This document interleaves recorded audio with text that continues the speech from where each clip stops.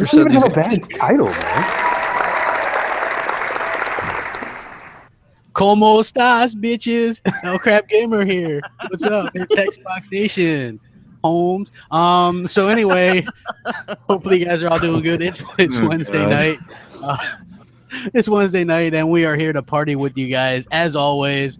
I know you guys love it when I do that intro. So hopefully you guys are all having a good time and you enjoy the podcast.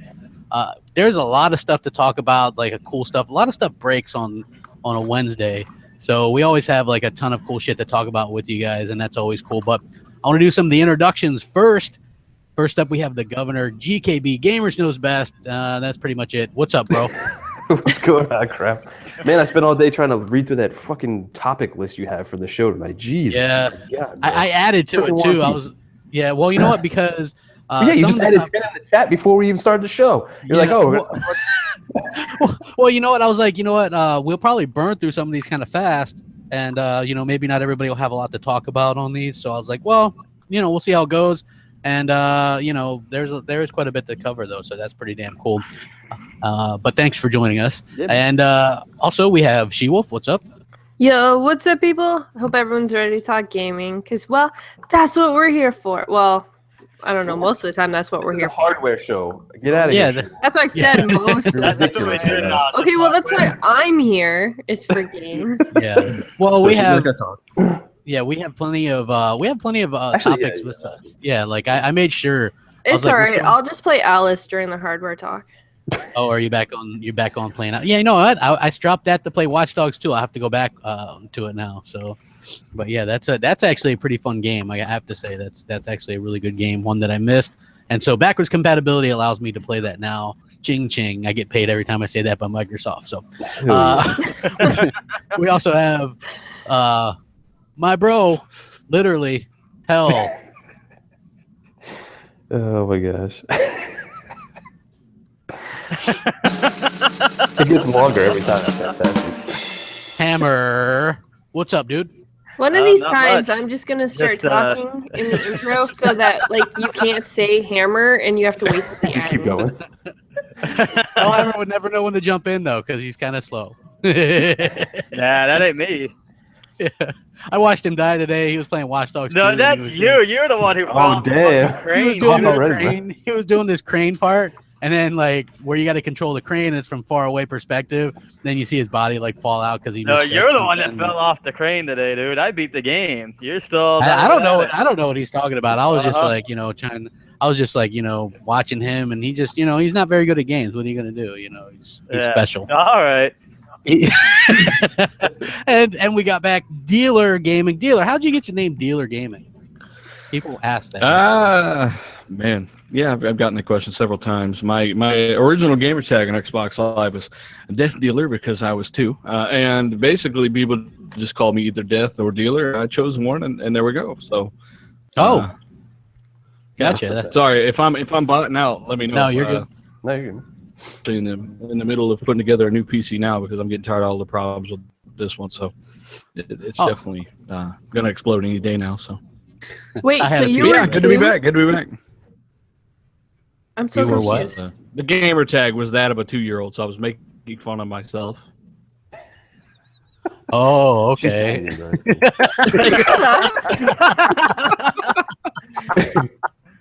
was kind of. Yeah, I was. It wasn't 2. I was around. I don't know. It's all good. It was like 07, 08. So yeah. Oh, gotcha. Yeah. So anyway, it's good to have you back here as well. We got quite a bit to talk about, so it's always exciting time here on Xbox Nation. And thank you guys all for joining us. Make sure you guys hit that like button because that is always appreciated. And it looks like there's a strong pony contingent in here today, and they're smashing the dislike button. So you guys have to counter that by hitting the like button. Hell, yeah. I already hit the dislike button. So. You ass fuck. I hate you, Hellhammer, you motherfucker. Okay, so EA, we'll jump right into the topics because we actually got some good gaming stuff to talk about, which, a lot of times, we don't cover a lot of the game aspects. We'll cover some of the other stuff. But EA talked about a lot of cool stuff. Star Wars Battlefront 2. I love Star Wars Battlefront. The things that it lacked was like the single player campaign, and it didn't take place in different eras and things like that. Star Wars Battlefront 2, according to their earnings call, will have bigger worlds, a single-player campaign. Yeah, campaign, and it takes place in multiple.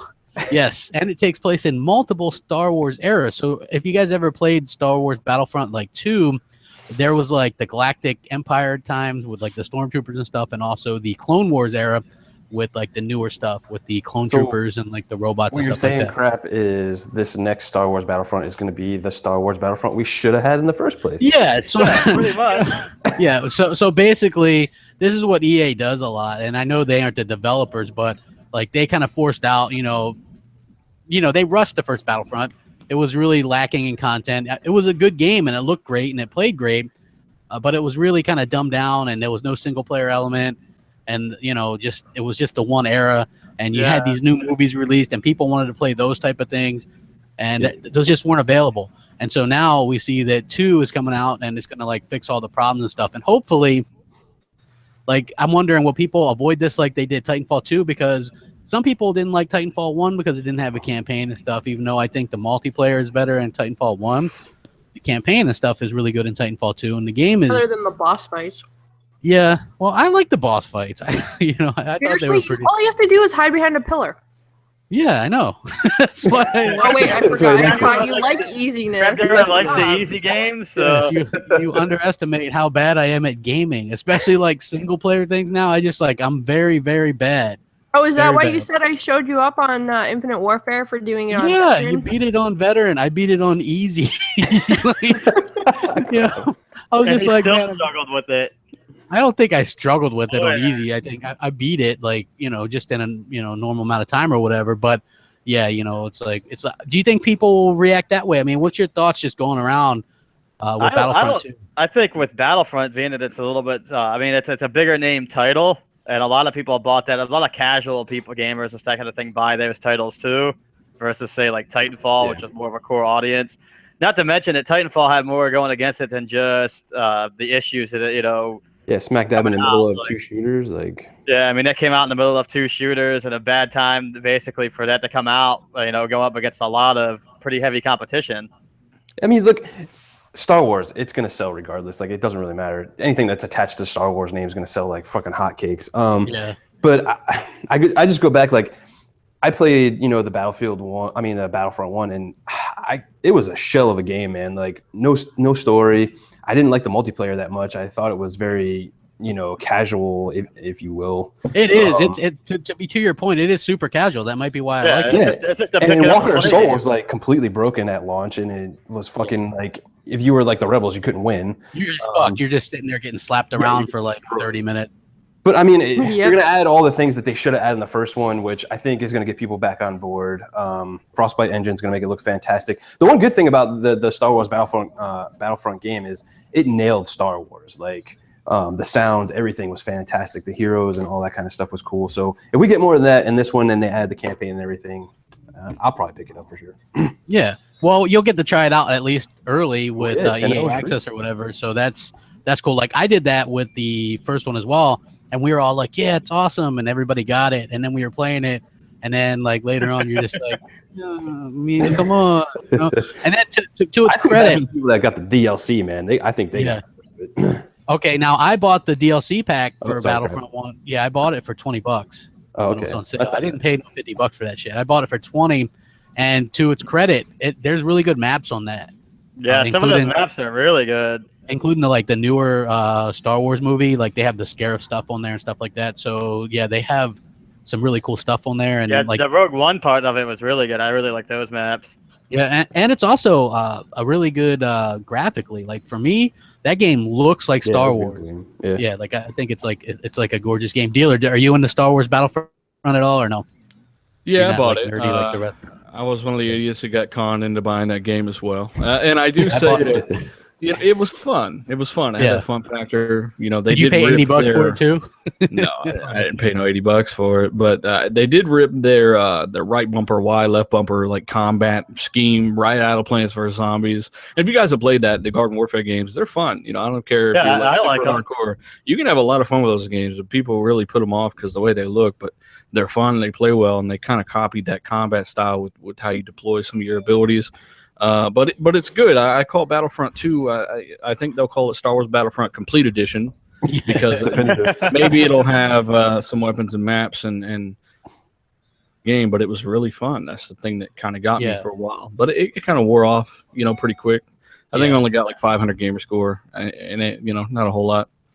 Yeah. Well, I mean, it didn't offer, like you said, it was kind of a shell, and then originally the map selection wasn't great. It was like, here's this desert map, and then here's the desert map at dusk. You know what I mean? At night. Yeah. And then the thing that really pissed me off was they had the audacity to charge you for a season pass. Yeah. When they knew it wasn't done. Yeah. I mean, Siege did that game was kind of light on content, but at least they gave you several things. Like they're like, all right, we're going to keep releasing stuff. Same for Overwatch, right? Like we're going to keep releasing stuff. It's short on content. They didn't charge you another $50 for stuff that should have been in the game. And I think after the season pass content, it's still not a full game to me. Nope. It still seems like it's short, which is completely ridiculous. Yeah. Well, there was no like no single player. There was only one like one generation there. It was like the from the old trilogy or whatever. So there wasn't a lot of variety. And when you go back and look at a game like Battlefront 2 that came out in 2005 and it had more modes and more variety, and they only had 1 year of dev time on that game from the first one. Like literally that's it. And they were able to add Galactic Conquest and all that other stuff. And you look at this, I can see why people are upset. And I paid $80 for this damn game. And then another later for Han Solo Blaster. And those things my God. That DL44 was so OP, and they were charging people to unlock it instantly. They knew what they were doing. Add on top of all of that fuckery, that they admitted that they basically rushed the game and released it the year they did because of the movie. It wasn't a movie game, but you got to capitalize on the movie hype, and that's one reason I was thinking that Spider-Man might actually come out this year, because they would be idiots to miss that release window, right? For the movie because of the hype. So I don't know, man. It's just EA. They had a good track record starting with Dragon Age Inquisition. They really started upping it, and then Battlefront hitting it. It's like, man, you just went back a little bit. Yeah, they rushed it out. I mean, they kind of admitted that, which I think is a good thing. What about you, She-Wolf? Are you like interested in the Battlefront 2 idea with the single player stuff and anything? Well, okay, I already got like tons of hate as it is because I didn't like really watch the Star Wars movies, but when it comes to the game, just the fact that there's so much lore out there for this, the fact that it released without a campaign was very disappointing to begin with. So we didn't buy Battlefront at all, and we got the vault. Yep, we got in the vault. Well, yeah, we got in the vault, and we had a friend who actually bought the DLC, and he's a huge Star Wars fan. Like everyone knows Zaz, and he was disappointed. Like he was really pissed off with it. And after him telling us and stuff like that, because of course he was one of the stupid ones that actually paid full price for the season pass and all that, thinking that it could get better. And when you see so many games come out like Halo and even like Battlefield 1, and you have like CODs and everything else like that come out with like a great multiplayer, but along with a story, and then they get free DLCs to go with it. You have to look at it and be like, was this really worth it? So for them to release this one with a complete game, I'm just kind of disappointed that it seems like we get betas for first release, and then we get full games. So that point, it just disappoints me because Destiny is no better. Destiny is doing the exact same thing. And I just think these big companies should really start looking more at the gamers instead of just how much they can put in their pockets. Yeah. Well, like with Destiny 2, like that's going to come out. Apparently that's going to give a big fuck you to anybody that played Destiny 1 a lot, because your character is going to totally start over and all that kind of stuff. So I think that is unfortunate. And the fact that, they're like, buy $50, spend $50, which is almost the price of another game for our DLC packs. And they wouldn't even tell you what maps you were getting, right? Like it was just like coming soon, map pack 1, coming soon, map pack 2, coming soon, map pack 3. It's all random. And then the first one released in, I think it was like a map and a skin or something, because Zaz was really pissed. He was like, I paid this money for this. And I was like, that is really disappointing to see, because like I said, there's these other games that, we can compare it to that come out with like you said, free DLC and more content that actually makes it worth the money that we're spending. And then to see a big franchise as much like Star Wars come out the way that it did, it was kind of shocking, to be honest. Yeah. Like, well, to dealer's point though, like he was saying, like they made you pay $50 for stuff that actually should have been in the game, and then some should have been in the game. Like it's kind of ridiculous. And they were like, "Hey, we're gonna have some game modes and some free DLC." I think they gave us like 2 maps or something. It was like not worth it. It was like we better throw these guys a bone real quick. There wasn't even that many modes. Like, do we even know if there's going to be like more modes to this game instead of what we had in the last one? I would assume, I would hope that they go a little bit back towards like the previous Battlefront games, like Battlefront 2, with like offering the Galactic Conquest, or what the hell was the that domination game mode? Please. Yeah, like a class system. Yeah, like that would be great. Hellhammer used to be a rocket class on there. I was an engineer, and I would like that. And then they gave you like the health system that's weird, like it regenerates. Mm-hmm. To me, that's not Battlefront. Like health packs and gonk droids and shit, that's Battlefront. Yep. But I don't know. I could be like super nerdy for that. Okay. I want to talk a little bit also about something that's kind of making the rounds. I was actually one of the first people on this when I saw this tweet. I was like, watch me hype this shit into something. And Phil Spencer tells people not to pre-order Xbox Scorpio until they've seen games running on it. Of course, I was able to turn that into like a big thing that was really literally nothing, because Phil Spencer is just being kind of a good guy. Really, he's like, hey, well, and to me, some of the sites spun this, and I spun it in the like, oh my gosh, Phil Spencer tells people not to pre-order the Scorpio, OMG, right? Yeah. But people took that sounds ridiculous. Yeah, it sounds like less power or something like that. Yeah, they're like, it's less power. It's he's saying it's going to be disappointing, and I'm like, how the fuck do you get disappointed out of this? If they thought it was going to be disappointing, they would just cut their losses, because we already know that Microsoft isn't afraid to lose money now and that kind of thing. Yeah. Well. So what I took this as, you're going to be able to see a difference with seeing the games running on this. So that's Phil. He's being confident. He's saying, don't pre-order it yet, even though I know there's only not a whole bunch of places you can pre-order it, but people were asking. I think some GameStops and stuff. But at the end of the day, he's like, wait till you see games running on it. We want you to be able to see these things running on this console. It's going to be, unbelievable. And I think that is something rare, because when are you going to see anyone from Sony, when are you going to see anyone from Nintendo come out and say, don't pre-order our shit, don't do it, we're not gonna let you pre-order shit on this put anything down until you see games running on it. Hell no. That's an industry first. I mean? That's me. Why. That's the first time in history any executive of any of these brands have ever said, hey, don't believe that Crapgamer asshole and that dealer motherfucker. Don't buy into the hype, right? Wait until we show you this and see for yourself before you pre-order, which is exactly what you would say if you are extremely confident. If that really bolstered my confidence.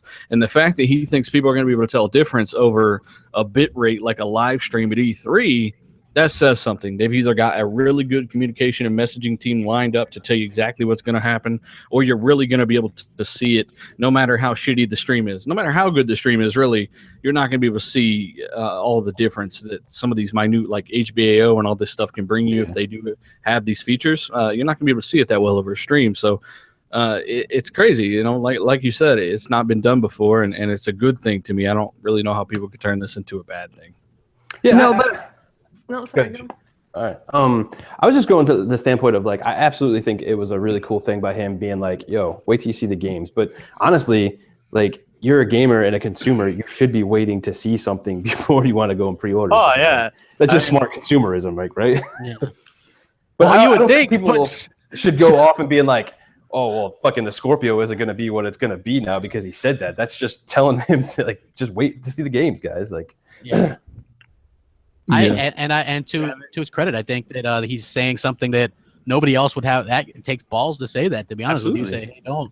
I mean, do you think maybe someone over his head be like, Phil, what are you doing, Phil? You know what I mean? They're Like, supposed to be pre-ordering that shit. What are you talking about? They're supposed to be. He's like, I don't know what the fuck's wrong with these people. I tweet something, it's fucking new. Well, I'm talking to one guy. I just say hi and they fucking turn it into something else. I don't know what the fuck. Well, see, that's what I was going to say was the fact you also have to look at it from a business point too. For someone to come out and be like, well, the head of Xbox come out and actually say, hey, you know what? Just hold off. Just let us show you first and then do it. That puts it in some gamers' heads like, damn, you know what? I got to get on this now because what if this is actually more like it does make you question the factor of what it actually could do and what they're going to be presenting. Oh yeah.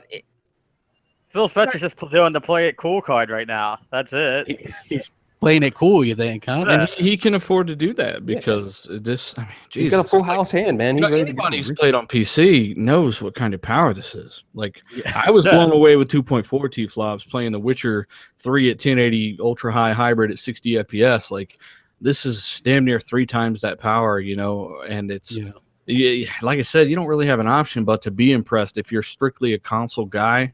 I think it's going to be a great console for people that bought the Pro expecting more because so far, unfortunately, it's been a resolution box where they really do have the power to run shit at 1080 60 Ultra. They prefer 1800p, 75% of 4K instead. Not really sure why, but they do. And people say, you know, Scorpio can't do 4K, and the Pro's doing 75% of 4K commonly at 1800p. So it's going to be obviously possible. I don't know why Sony is so insistent on just the resolution, over everything, rather than the fidelity of the graphical settings, basically. They're using the same textures and stuff. Developers have figured it out. Yeah, some are using, like, they're updating as they go along or whatever, but you're right. I mean, why go for 4K when you can have, you know, 75% of that? But then that's why I tweeted at Phil today, you know, because I had a big poll and a lot of people participated in that. About 60 Ultra, bro. 60 Ultra. Exactly. I was 60 frames per second, ultra settings, scale up the resolution afterwards. You know, that every single time, and you do not end up with resolution even around 1080p pretty much in any game out today with that kind of power. You're above 1080p damn near every time. So you have no choice but to be impressed if you're a console guy. And I tweeted that at Phil Spencer, you know, it's like, hey, here's some more data. I know you guys are awesome at taking all that into account, but hey, here's 500 more people's input. It couldn't hurt, right? You know, I'm sure you might. I participated in that poll as well. So what did you choose, Crapgamer? What did you choose, Crap? I chose that. I was like, you know, 60 frames per second is to me is what they need for pretty much every. Like for some games, like I don't really care as much, but for a lot of games, like, you know what, and it's so weird even like when I'm playing Watch Dogs, I'm like, this might be much better with 60 frames per second. You know what I mean? And that's the best part, I could just tell. You don't have to make a choice with that kind of power. You can have both. Yeah.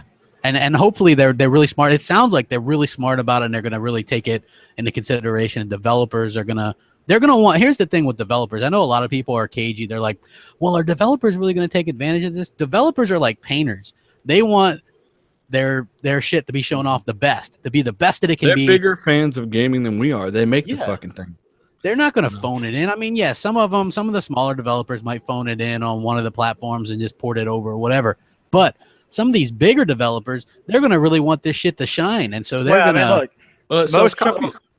Most AAA games have a PC release, right? That means that they already have the textures and all the game assets they need to make it run at a higher fidelity. I mean, that's just it. It's exactly. And people were telling me it's going to be held back, and I'm like, did you not see my video, top 3 reasons why Scorpio is not going to be held back, or it's not going to be simply an Xbox One Pro? Like, they'll watch the video and then say the same exact shit that I just said, but the opposite. I'm like, you literally didn't even watch to the third point.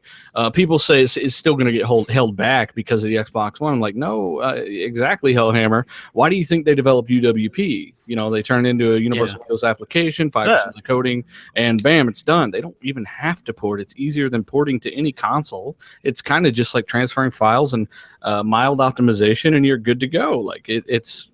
Resident Evil 7, people, mark it down, even though I was I did a video about that, right? Just to say, and dealers like, bro, you might get a little bit of flack on that one because look what just came out. And literally, like, as my video was going live, and it's like not true not 100%. It's 960 by 1080, yeah. but hey, technically you were right because it's still Yeah. 1080p vertically. So Yeah. you know, yeah, vertically. So it's 960 horizontally. I was like, you know what, the little bit of flack, my bad.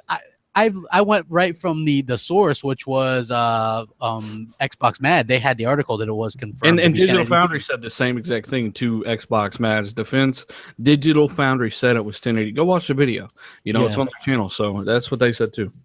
Yeah, and then, but the most important part about that video wasn't so much the 1080p, was the fact that it was a UWP game that is going to get definitely a Scorpio update. Because what happens is it's a Windows 10 game as well.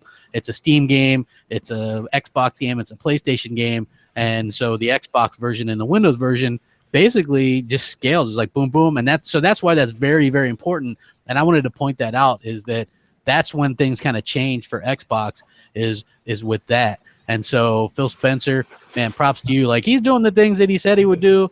I mean, there's some things that they could still improve on. We were talking about a little bit in the pre-show, which was, God, we wish they would get some more developers.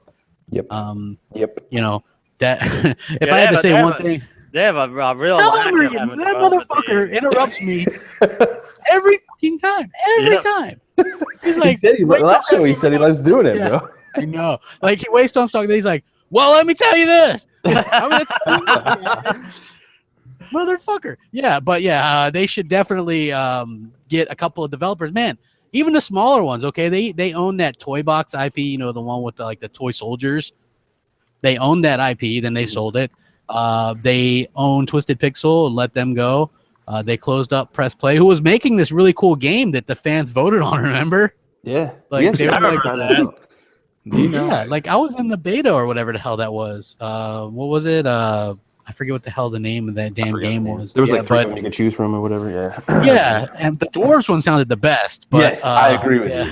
Yeah, but yeah, then they closed them down too, and then of course we all know, well, Lionhead fucked Lionhead, so whatever. But you know, yeah, just so like all the money that they fucking lost in Scalebound and freaking and all that stuff, they could have bought freaking studios and like made these games. Like I just don't and get they it. like we said before, they very well may have studios up and running again. We don't know. Yeah. Well, E3, this can be one of the biggest E3s of all time for Microsoft. So we'll find out a whole lot here. This is the most important E3 since the Xbox One launched. In my opinion, this is like such an important E3, and you're right, Dealer, because they have this large umbrella called Microsoft Game Studios. It's like a lot of people think, you know, Iron Galaxy does their own thing, but the thing that most people wouldn't realize is that there's people from Microsoft Game Studios like overseeing that. You know what I mean?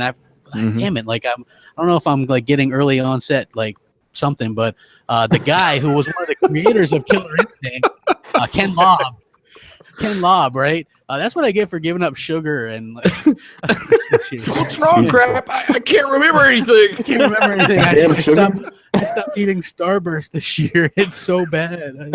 I don't mean to, like. I know, dude. Like I gave up the sugar in the bread. Like, what can I say? That's my New Year's resolution. I haven't had any. It's like it was rough at first, not to get into my personal life, but yeah. Now it's like it's a little bit better, but sometimes I get a little bit forgetful or whatever. But yeah, so Ken Lobb, who was one of the like original creators of Killer Instinct, helps oversee that. You know what I mean? Even though, like I said, it's Iron Galaxy doing it, but he oversees it and stuff. So I think that's pretty cool. And then you also have him kind of overseeing some of the stuff like Phantom Dust and stuff like that, which is equally as cool. I also. Good time to talk about this, which is Michael Pachter. This guy, this guy right here, right? I mean, come on. Oh my God, he's super special. I think he's wrong more than he is right. Like he says like, and I can dig it, right? Like sometimes I'll just laugh, right? Like he says the Xbox Scorpio is over-engineered, basically saying that this thing is too powerful, and then he goes on and says, "Who has 4K TVs anyway?" Right, like I mean, it says like the highest adoption rate out of like just regular like LCDs before that. Yeah. What is he talking about though? He's like over-engineered. Have you looked at a fucking PC in forever? Like he's basically saying they put too much technology and power in this thing for what price point that would be the best. Basically, that's his way of saying. That's like fucking it's saying probably a a little has too much fucking horsepower. Like, get the fuck out of here. Like, this guy's a fucking idiot. Yeah, he is. He's fucking stupid. You guys are right though. I think he is wrong. I mean, he was wrong about PS. What did he say? PSP was going to overtake 3DS, and he said something about 3DS, and then he said something about Xbox One S wouldn't sell, and that obviously didn't turn out to be true. Yeah, this guy. I don't think that's his job with video games. I think his expertise is obviously in the financial world and stuff, but.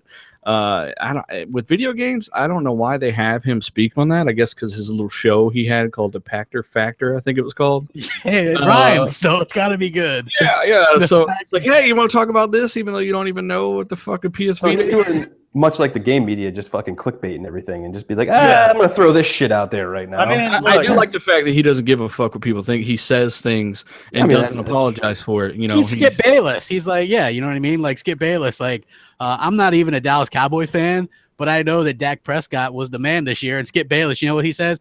My gut tells me Tony Romo is going to be starting for the Cowboys game 1 next year. Like, you know, like that's like saying, okay, you know, like I hate Tom Brady too, but that's like him saying that the backup's going to start next year for the Patriots. You know, that shit just ain't going to happen. You're not going to start a 36-year-old quarterback over like a 23-year-old quarterback that just had a phenomenal year.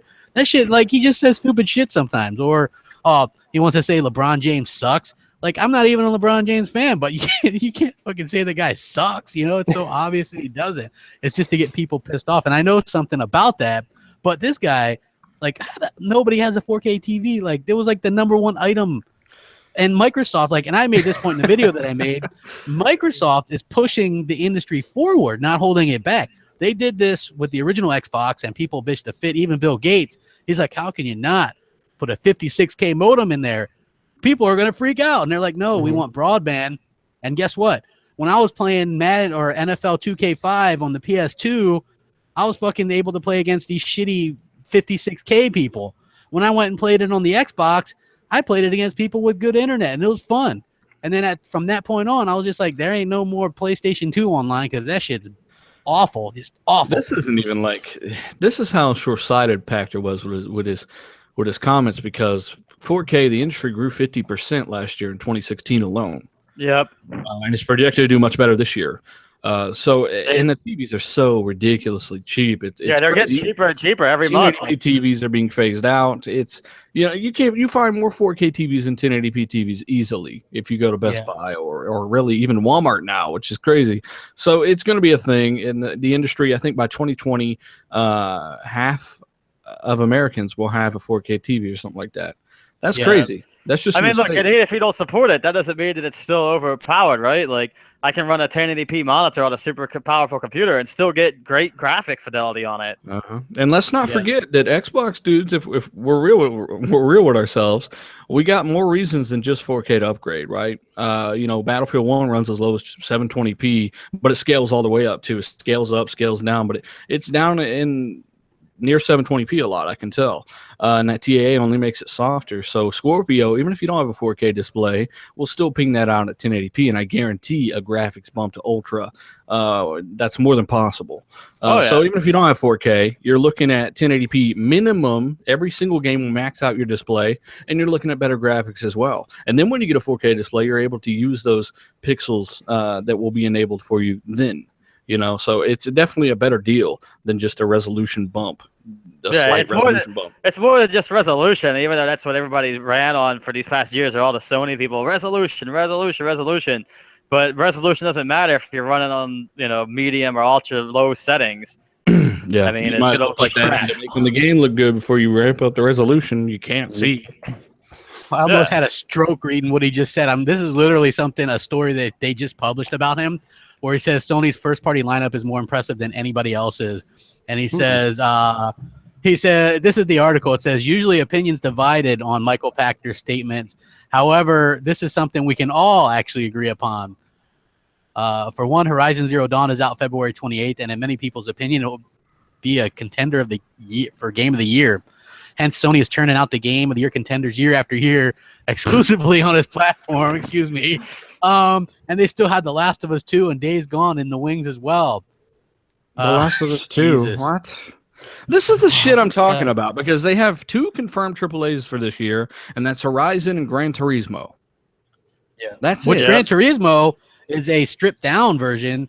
Like, how do you not, like, the last one was 2013, 17. So in 4 years, and there's only going to be like something like, what, 200 cars or something. It's going to be pretty bare bones. I don't know. I heard they reported 150. cars from some shit like that. But either way, you know, obviously you guys have more Japanese titles, most of which are from third parties. We get that. But in regards to AAA blockbusters, you got 2 confirmed and slated for this year so far. 100%.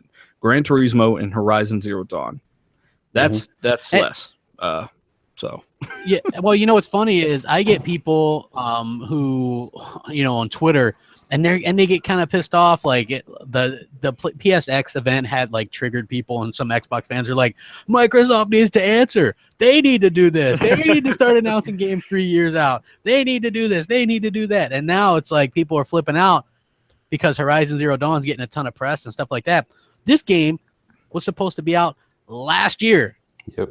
This game didn't come out. It got delayed like every other AAA game on the PS4. Every single one of them has been delayed, with the exception of fucking Knack, which I don't consider to be a NIP AAA game, and Killzone Shadowfall, which actually got like super bunch of updates, like it should have been there from the beginning, but they needed some kind of launch game.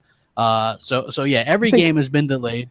I think the problem with his statement overall, Crap, is like it's literally just the first day of February, and he's already making a statement that E3 hasn't come around. We don't know what's coming out yet. We don't know the full, grasp of what's going to be coming, and he's making that statement already, which is just laughable at this point. Plus, how can Horizon Zero Dawn, I think, is going to be a good game, and probably will be Game of the Year in Game of the Year talks. But I'd fair to say like Resident Evil 7 right now should be in that talk as well, because that's a fantastic fucking game. I don't think you can say Game of the Year talks or anything until a game's actually come out, right? I mean, look, people said that the Order 1886 was a potential Game of the Year contender before it came out.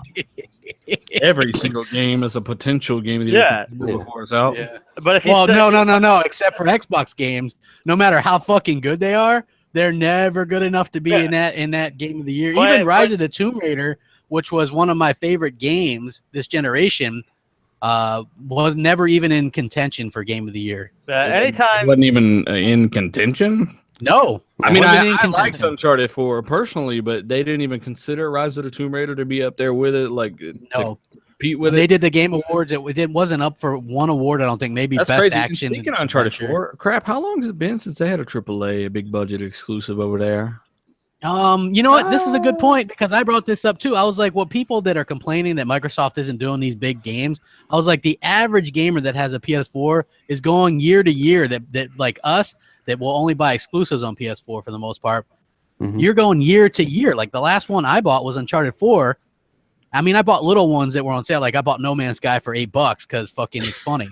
Right, but like Uncharted 4, I went from Uncharted 4 to Horizon Zero Dawn, and then before I got Uncharted 4, the one that I got previously, the big AAA, was Order 1886. So I literally go a year between these big releases. I was about to say, by my calculations here, I'm basically like one game a year. That's like a big blockbuster style AAA that I would be interested in, and that's just not. I don't know, man. I don't know what kind of crack these dudes are smoking, but they're counting Yakuza 0 and stuff. That's so laughable to me.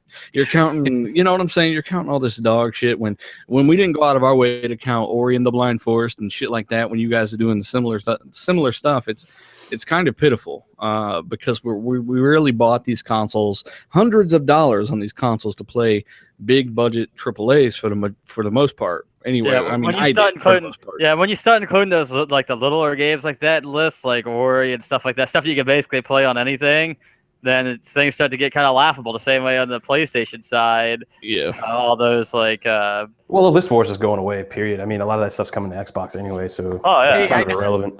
I mean, I noticed those games though, bro. I do play some of those smaller games. Like same here. I do too, man.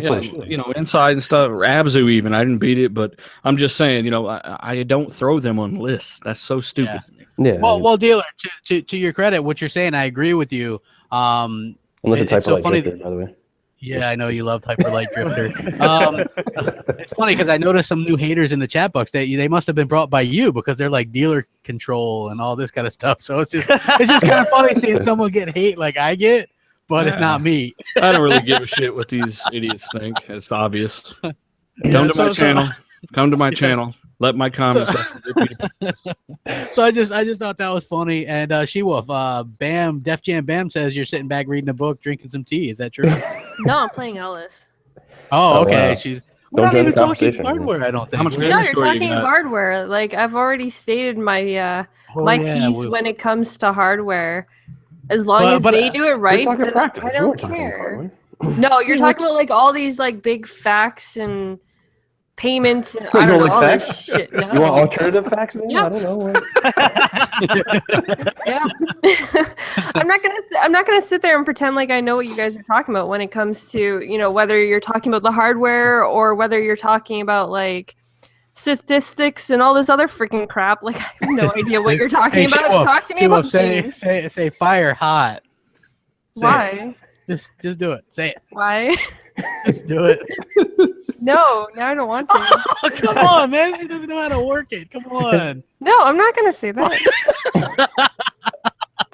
It's not happening because I know you. You're just gonna find another thing to make fun of me for. So no, not happening. Okay. Damn it. Hey, I'll have input when we start actually talking about games like Resident Evil and all that. But as of right now, I'm not gonna pretend to know what everything that you guys are describing. And when I didn't go to school for business, I didn't go to school for tech, I didn't do that kind of stuff. So people are telling me to go learn about it. Okay. Don't worry about them. Don't worry about them. From the chat. What we can tell from the chat is some of these motherfuckers got Down syndrome. Yeah, no, really now I'm dumb because it's kind of funny. So because I don't care to go and learn. If I want a game, I care about the games. I don't. How far are you through Alice again? You said you beat it on GKB's profile because he's a cheating fuck when it comes to Gamer Score. God damn it, Dylan. How far are you on your own playthrough? My own, I'm actually probably about an hour through now. I still got a little ways to go. I literally just started playing it like 7 o'clock.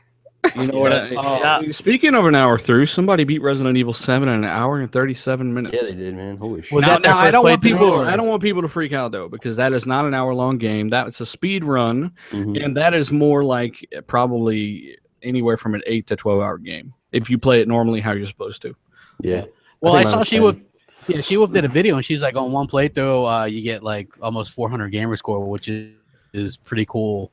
I think that's pretty good. Hey, yeah, go ahead. It's decent, but the problem with when it comes to Resident Evil, a lot of the achievements are actually like smaller based. So they're like 10 to 15, where it's actually like, you know, beat it under 4 hours or beat it on Nightmare, all those kind of things that actually give you, say, like 100 to 50 to 100 or whatever gamer score. So if you want to actually achieve the 1,000, you have to do like the actual harder achievements. So are you gonna do that? Yeah, actually, I am. But I got to get through Alice first because that playthrough's coming out next week. So I got to get through that. But then I am gonna go back to Resident Evil and try to 100% it, just because I don't know. It seems fun. Did you like it? I did actually. I really enjoyed Resident Evil. It was probably I like this style of game, like the fact that they put it in first person and where you can actually feel like you're more involved into the game instead of where you're third person. So that part actually appealed to me better than the original Resident Evils. And plus, you know, the story, without actually giving anything away, was actually intriguing in how they like lined everything up to do the things that are going to be coming next without, again, giving away spoilers. What I would dare say, She-Wolf, that I think is the best Resident Evil ever made. It was. Oh, it definitely was. I think it's my number 2. I think Resident Evil 4 is still better, but What? that is definitely number 2 for me, for sure. Is it true that they could have called that The Hills Have Eyes, the game? Yeah. And it would be... I mean, there's a lot about the Bakers and stuff. There's a lot of crazy stuff with them, and people look at the first half of the game like, "What the fuck? How's this happening? Why is that?" By the end of the game, especially if you read the documents, which I collected all of them, you understand exactly what's going on with these people, how they're what's going on, everything. It's all clear by the end, and it all makes sense. This is very Western in its approach to gameplay and storytelling. It's not super confusing in regards to how many characters there are. You're really focused on what's going on with this, and then it starts to hit you that there are competitors to, you know, companies like Umbrella out there. You know, there's a lot of stuff, and trust me, that's in no way a spoiler, but it really sets up a new Resident Evil world. It's a real reboot, really what it is. I know they threw 7 on there for sales, but it really should have just been a reboot. It was really good. Yeah. Let me know what you think about this, dealer. Like, I was saying on the console corner last night, like I thought it was a homage of like House of a Thousand Corpses, like True Detective, and like Alien Isolation, just kind of like all in one, just the gameplay style, and like definitely like the House of a Thousand Corpses, just like the movie and the story kind of laid out with the bakers and stuff. That's what I was thinking the whole time I was playing it. That's a little extreme, but yeah, I get what you're saying. truthfully, when it comes to this game, they really made it out to be a standard, like an original horror movie where there's not really the music. Like that, I think that was one of the best things that they kind of, you know, died down on the background music and all that, because then you didn't know what was actually coming at the points that it came, because every time you turned a corner, you didn't know if something was going to be there. And I love that they actually incorporated all that into this game. I do, like, there is a couple things that I wish they would have maybe done a little bit more of, and possibly change things just a bit, but if you want to know, I'll tell you after the show, because again, don't want to give spoilers, but there was just a couple of things, but the game was still really enjoyable overall. And I do think that, you know, the setup for this was amazing, and they did enough where you're intrigued. And for some reason, like even Fox, like someone who hates horror games, is like stuck in wanting to like just want to go back and play this game. She wants to complete this game, even though she is completely, utterly terrified of horror games. Like she hates them, but she wants to play it. Well, it helps that you can defend yourself in this damn game. Unlike Outlast, that's really what I disliked about Outlast. You were just running around, you know, and people liked it, but it just wasn't up my alley, because I would punch the dude that's chasing me at the very least, right? But you can't even do that in that game. And that really threw me off. Whenever I watch horror, right, and I'm like, why are they running? I'm like, I'm a big fat guy. Like I would wear myself out running. I was the typical stereotype female who runs up the stairs instead of out the door. Yeah, out the door, like they should. Yeah, of course. Like they should. And like for me, I'm like, man, I just run out of gas. I'd like fucking run out of breath real quick, and I'd be easy prey. I was like, at least if I go straight up, I stand a chance. You know what I mean? I was like, you never see the people bum rush like Jason or anything. They run from him, tire themselves out, fall over, and then he surprises them and like cuts them up. They're gonna fall over nothing first. I got a hover scooter. That's how I get around everywhere. So. Hey, we got over 400 watching. Thank you guys. I appreciate it. Make sure you hit that fucking like button. I appreciate it, because we don't even have 200 likes yet, but 400 watching. Something wrong with that math. I don't know. I'm just a hillbilly, but because there's too many. I think there's too many like Sony people in here, because there's a lot of hate in the chat. You know they ain't got shit else to do, motherfucker. Yeah, that's true. That's true. They don't have any games to play, so they sure as shit ain't buying Street Fighter 5. You know how I know? Because it's sold like shit. Yeah, exactly. Street Fighter 5. We can officially say the PS4 killed Street Fighter 5. It only sold 100,000 copies from April of 2016 until for the rest of the year, actually. So the game came out, I believe, in March of 2016. Can you tell me again, Crap, how many PlayStation 4s are out there?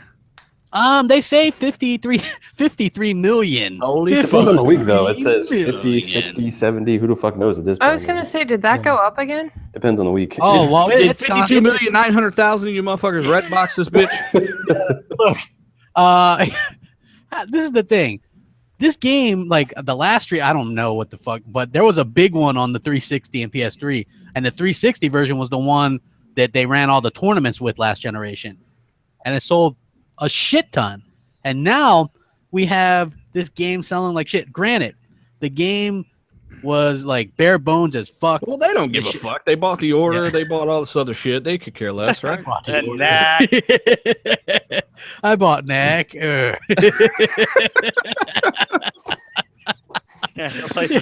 Knack. Mark Sonny came out on stage at the PS4. I'm still waiting for this Mayo review. Hey, oh shit! I forgot. I got the I Am Mayo review. I didn't. Yeah, what is that? We're still waiting for that. I have that. I just haven't put it up yet. Put that off, bro. You gotta put that up, man. Come on. Well, you know what? I had the people were asking. They're like, "Crap, what do you think of Watch Dogs 2 What do you think about Mafia? What this 3? hello bird in the fucking chat, bro? This don't know, guy's I a just fucking blocked him, salty so- fuck, man. Holy shit. Yeah, Yeah, they get really angry. yeah. They get really. They do. They get I really, guess really angry. He's hurt about facts. I don't know. He unplugs his PlayStation from the wall and he goes to bed and puts it in his pillowcase. Puts it in his pillowcase. Well, in defense of that, I actually know a female gamer who is actually PlayStation strong, and she said it's the best heater she's ever had. So. Oh yeah. Oh, well, there you go. That thing it's loud and it's proud. So, yeah, but I mean, come on. what do you guys I would think? still I mean, recommend the launch PS4 over the Slim though. At least it has optical I/O and all this shit. yeah, you definitely. I would definitely agree with that. But I mean, like, how to kill your franchise, right? I mean, apparently, the only thing doing anything like Capcom had their call as well, and they said that everything's pretty much down except for Resident Evil, which props to them for putting that out. I'm really intrigued to get that. I just don't want to shit myself, like, I don't know. Man, you're gonna like it. In regards to Capcom, they really dug themselves in a hole. They needed to hit rock bottom so they could reboot and refocus, right? So that's why they released all those remasters. Those remasters actually sold pretty well over 1 million on each platform, I do believe. And that really gave them the money, I think, to really finish and invest in Resident Evil. And I think Resident Evil has made enough money already. I think it already shipped 3 million copies to really get them on the ball with their next game. This is exactly what needed to happen to Capcom, a refocus and just a completely new engine. It was meant to be. The RE engine is awesome, man. Yep. Great. Well, do you They got a think? shit ton of my money because Havoc physics engine, they use it a lot, and Microsoft owned it, blah blah. But I was saying that because physics really do augment Resident Evil 7. When things happen in this game, like those are real time physics, and it's like, man, I ain't seen physics this good in a while, in a game. It's nice to see. Yeah. Well, what's really cool is I think Capcom was like, look at all the people that want that first person Silent Hills game that they canceled, and then they rub their chin and they're like, maybe we can kind of bite off that and make Resident Evil 7 like that. And that I think that really is kind of what attracted people to it. Did you guys hear? Like, I'm not a PlayStation VR fan by any means, but like apparently 80,000 people are playing it that way. I mean, that's how I would play it if I was them. Yeah. I mean, because that's the most comprehensive title for PSVR so far. I was thinking about that. Yeah, I was thinking about that too. And like, also speaking of VR, Sony's got 2 big bundles coming out. The launch bundle's coming again, guys. $4.99. Also, the Until Dawn GameStop exclusive, $4.99. Come on. Until Dawn. Who are you to say no? Yeah. Well, it's that you're in a mine cart or some shit. It's like a the blood, whatever the fuck it's called. It's like a on rails. So it's a VR version of the Donkey Kong Country levels where you're in the cart and you have to jump around and like avoid the enemies. You shoot them with in this. That's what I want to know. Shoot them with the glowy dildos. You're just like, I don't fucking know, but I'm just saying, like, that's apparently this thing's been out of stock or whatever. At least that's what everybody tells me. They're like, it's doing so well. It's out of stock everywhere. And I'm like, are they replenishing the stock? No, but still, they don't think the next stock will sell, so they didn't buy anymore. But it's completely out of stock. And I'm like, well, I mean, if you only initially put out like such and such, and they haven't stocked any since, is that really showing that it's a hot item? I don't believe so. You know what I mean? So yeah, I think that's fucking funny as hell. I did talk to my local GameStop and I asked them if they got more than one shipment of PSVRs, and they said no, which was surprising to me because I mean, I'm not gonna shit on it. Options are good. If you got the money, go get it if you want it, right? But it's unfortunate that they haven't come out with real experiences. And Resident Evil 7 on the base PS4 VR looks fucking horrible. I mean, it looks like a launch PS3 game. But the Pro version looks much better. Obviously, that's one of the main benefits of the Pro. That's not even an insult. Trust me, we're not even trying to insult you, motherfuckers. We're not even trying. All right. So yeah, the base PS4 RE7, I would definitely recommend doing the Pro if you got one of those with VR. So see a lot better. Yeah. Well, I mean, that was what I originally thought the Pro was for anyway, and I think deep down that's what they were thinking too. But how the hell are you going to tell people, buy our VR and our new console, it's going to cost you $1,000? You know what I mean? Like that's a hell of a sale. Yeah, I think that was just a good byproduct. You know, really, like they said, they came out with it to keep people from going back to PC, which I think can stop nobody from going back to PC because they're not giving PC gamers what they want, which is 60 FPS at will. Yeah. So that's a fail. They're just giving you more resolution. I mean, that's not the answer, Sony. Yeah. Well, you know what? I never really 100% bought into that whole we're doing it to keep people from going back to PC. I mean, I think if you look at, I remember being wowed by Uncharted 4's graphics. I'm like, holy shit. I can remember articles saying Uncharted 4 graphics are better than any graphics on PC. Like, there was articles that said that. Yeah, I remember seeing articles like that too. Clearly, people never looked at The Witcher 3 would take a dump all over Drake's chest, all right? Yeah. But so I mean, yeah, there was actually articles that said that. And so, I mean, I think it's a good-looking game. I don't know, you know what I mean? Like, I'm not a PC guy. It is a good-looking game. It's a damn good-looking game. Yeah. And nobody ever said it wasn't. You know, it is what it is. Yeah. Yeah, I thought it was pretty damn good. BioWare working on a new franchise, supposedly going to be out before April 2018, which means they can come out between anytime this year and April of next year. So, just curious what you guys think. They were saying it was an action adventure game, right? So it's kind of a departure from what they've been doing lately. Yeah, well, remember they had a canceled new IP like a year or so ago. I forget what the hell that was. And remember it was going to be like a PC game or something, and they canceled. I wish they'd just do a KOTOR 3. Like, I don't understand. Awesome, these developers, it's like, you know, Capcom, everybody wants a new Mega Man, right? They wanted one so much that they paid for that fucking Mighty Number 9 game. You know what I mean? Like, which really not even a whole lot of people paid for that. You know, people are very vocal about wanting Mega Man, but they don't want Mega Man. They just don't know they don't want Mega Man. You know? Yeah. Well, nostalgia is a hell of a drug. Yeah. And so people really get into that nostalgia stuff. It's like with that Shenmue 3 stuff, right? Like, which again, I think that guy's like partying with people's money. Everywhere I go, people ask me about Shenmue 3. I think that guy's making it rain in like strip clubs with people's money and shit. I don't know, because we have donated $29 to them motherfucker. He was like, "Hey, I got 29 in this oversized jacket. let me give you this." You know what I mean? Like, what a fucking joke, you know? But yeah, like I don't think we haven't even heard anything about that game, and I was actually a genuine Shenmue fan. But the funny thing is that really like that's so the vocal minority? Because if Shenmue was such a hot ticket item, it would have fucking sold. That's one of the reasons the Dreamcast went belly up, because they spent all this money on the first fucking game and nobody bought it. The second game, nobody bought it. It was even on Xbox. I have it. You looking for sailors? Yeah, but not. Now, when you say sailors, you don't mean any sailors. People just remember that those games in really good light because they were really good tech games at the time. But nowadays, like, there's so many games that basically have already, I mean, that's the first game that ever done something like that, you know, especially on a console. But nowadays, there's literally so many games that do that, and, you know, plus a million things more.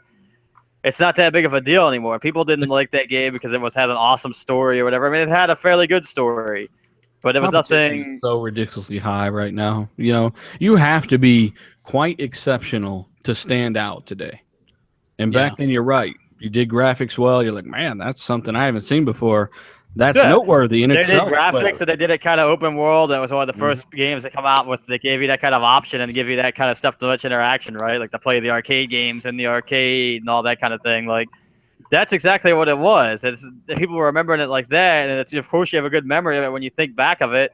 And you're like, oh, wow, yeah, because this is like the first experience you had with a game like that. Even Mechasoul. Crap reviewed Mechasoul, like a retro review, right? Yeah. And I was looking at the footage, and he had mentioned that it really wasn't the best-looking Xbox original game. And I was thinking, man, I remember that game looking fucking awesome. Yeah, you know? And apparently it wasn't, because he's playing all these retro games. Yeah. And, you know, I just remember that game being some next-level shit. But, you know. It had destruction, though. It was, man. It had destruction. Like, that was what was cool, was like the buildings and shit would be destroyed. Putting that Pentium 3 to maximum use. Exactly. And you know what I noticed when I capped that shit, which now I use as a filter sometimes, it caps it really dark. So yeah, I'm not sure what the hell, but like I up it a little bit when I start doing some of the retro stuff, because for some reason You got to apply that PlayStation HDR to it. Yeah, that the Instagram filter. Yeah, that's 100%. Oh, that's 100% what I do. Dude, they can add a filter on it. Here's That's all your it is. clue, Sony fans. Here's your clue that it's not real HDR when games were not coded with HDR have HDR. Hey, guess what, man? If you don't even need a 4K, man. You could just go to your fucking color settings and fucking turn that shit up, man. Just crank that color vibrance. We don't want to make them bleed too hard. We don't. That's what you do, man. Look, I got HDR, son. Look at that. I turned that red shit all the way up. Look how bright that pops. Man. Come on. Redness. Yep. Yeah, hell yeah, man. Look at that screenshot, dog. That's what's up. People are gonna be so pissed off. I can see why they hate me. Yes, I don't know. So anyway, let's see. What do we got here? Oh, Ori and the Blind Forest developer apologizes for hurting Sony fans' feelings. He called the PS4 Pro half-assed, and then he went out and apologized. And I was like, why the fuck would this guy apologize? Like, honestly. To his defense, though, he did still hold his original position to a degree. Like, he's like, I should have worded it better, but yeah, it's still a piece of shit. It's still true. I guess when you're in a corporate setting, though, I mean, you gotta supposed to be professional, right? I mean, somebody has to be the kind of bigger person or whatever in that whole kind of thing. So I mean, I don't see the issue with it. I mean, he probably had to. Yeah, I mean, his point, like, I think what he was saying was like valid to what he was saying, but at the end of the day, it's corporate. You got to be nice with everybody, and he just had to come out and apologize. He's like, English isn't my first language. He did say that. Motherfucker. Even if it wasn't, you knew what you were saying, asshole. Yeah, he did. Yeah, well, here's what he said. He said it's pretty clear where things are heading. Here's my prediction: when Sony announces their PS5, which will probably happen after Scorpio releases, you'll hear that it'll also be compatible to your entire PS4 library, since it's like the PS4 Pro, going to be another hardware upgrade based on the same architecture. You'll also see games that are going to be announced that will not be exclusive only to the PS5, since it just hurts developers. A new console comes out, and we go from a hardware platform that has 50 million or so to, say, 5 million. So automatically, I would reach a much smaller audience. So a lot of games will still be forward compatible. Whether Sony focuses on that or not is up to them. And then he kind of also takes back that whole next gen thing where he talks about, and then he mentions that he just meant that a hardware leap, not actually a new generation of console. Because I think probably Microsoft must have said something. Yeah, Phil Kimona is like, yo, that's too much, bro. Calm that shit down. You can't. Yeah, you can't. He probably I can just picture Phil walking in there, slapping his guy on the back of the head, and then walk out. Right? You fucking what the hell? Yeah, like you can't do that because they're pimping this whole no generations thing. Yeah. Right you know now, what right? he said though when he talked about renewing install bases. That's exactly what I've been saying for the past 6 months. That's why they're doing what they're doing, right? And people have been struggling so hard to figure this out because developers don't want to have to risk going under because they're selling to 5 million people that may or may not happen to give a fuck. So, it is what it is, but it's a good thing. I don't see any negatives. Yeah. Well, here's the funny thing though, dealer, right? Like, because I can remember when the Xbox One came out, and I was like doing BGST, and one of next gen 720's big thing was they need to stop putting games on last gen stuff, make people upgrade. It's holding back the games. Like, if this guy is legit what he's talking about with like the forward compatibility and stuff, then there's not going to be a whole lot of incentive to upgrade. That's different though, bro. I know where you're coming from, but that's completely different. That was Power PC architecture to x86 power. There was no scaling then. Now there's scaling. Look at the lowest end dog shit settings on PC, and that same game can look completely ridiculous on a high-end rig. I mean, it's the same exact concept. You're going to be able to keep moving forward because the APIs are all scalable. And with UWP, they can just slap it on everything and implement things like 4K textures, what they're going to be doing with Scorpio. So it's not going to be the same. With Battlefield 4, for instance, it was a shared game, but you notice BF1 was such a bigger leap when they stopped supporting a 360. And that was because the CPU core count went from 3 to 8. Right, so they could actually, and not just obviously the 6 times boost in power as well, but you get what I'm saying. They didn't have to support that older API on all that bullshit on 360, so they could really jump forward. With this, they can still just keep scaling and scaling and scaling. But the only thing I have against the scaling, really, though, is graphically that's great, but for actual gameplay itself, it can't scale as well. Yeah, like with AI and I stuff. mean, yeah, like you can't add additional AI. I mean, you Let's technically just keep it real with the AI, though. We've only run into bottlenecks with AI twice, and that's Hitman and Assassin's Creed Unity, where the Xbox One actually pulled ahead of the PS4 because it had a slightly faster CPU. Yeah. Although people were like, no parity. Exceptions. You remember see, that? like, No parity. You'll see, like if they make games that are like CPU heavy too, like it's not gonna be great for the original Xbox One, but it'll work good on Scorpio. I mean, that's the only like City Skylines is very CPU heavy, and that's supposed to be coming to Xbox One this month, I think, or being unveiled for it. Yeah, that's a huge city builder. Yeah, that game is very heavy on CPU. I mean, that thing will that thing stresses out of my overclocked i5. Good machine. And that's where DX12 is going to have to come into play. All those optimizations are going to have to come into play. They don't have a choice. That's one of the few PC games that I would actually kind of be interested in. Like one of I'm picking it up. I could get it on my PC, but I'm still getting an Xbox One. Yeah, exactly. You know, I'm the same way. I could steal that shit. I could steal that shit on my PC right now. Right? It's like everybody else. Arr, mateys. I'm a PC gamer. Arr. I have the PC copy. It's a good game. Motherfuckers. Hey, did you? I retweeted this, right? They cracked Resident Evil 7 in a record 5 days. It took them 5 days. That's it. Jesus Christ. Yes, they and Wolfenstein. I remember when they did that, they powered it 400,000 times in a week. Yeah, like this shit is like that. I mean, to me, that's just ridiculous. I'm not saying all PC people pirate, but fuck. Like, seriously. I think that definitely the minority of them do, but it's still a serious problem. That's why you have more console support from developers than PC support. You know, PC's coming back in a strong way right now, but, you know, that's the reason they kind of veered away from it. Yeah, well, I mean, you look at it like even like Arkham Knight, like Rocksteady worked on the console versions and like 10 shit studios worked on the PC versions, and the PC version sucked. Like, it was totally broken. Like, that shit happens a lot. Yeah, because the money right now is in like the console versions and stuff like that. So I think that's you know, just how it is kind of going forward or whatever. Yeah, because like people brag about these ridiculously cheap PC prices, but anyone who's bought games on PC has used G2A.com. Those are not providing money to any of the developers or publishers. You're basically buying keys from Billy down the street, fuckface over in Ohio. Yeah. Who knows, right? And who knows if it works? Like, you know, well, I mean, most of those. But 1% of the time, it will not work sometimes. Yeah, let's be honest. Most of those keys are there from stolen funds anyway, stolen credit card, PayPal information, whatever the case may be.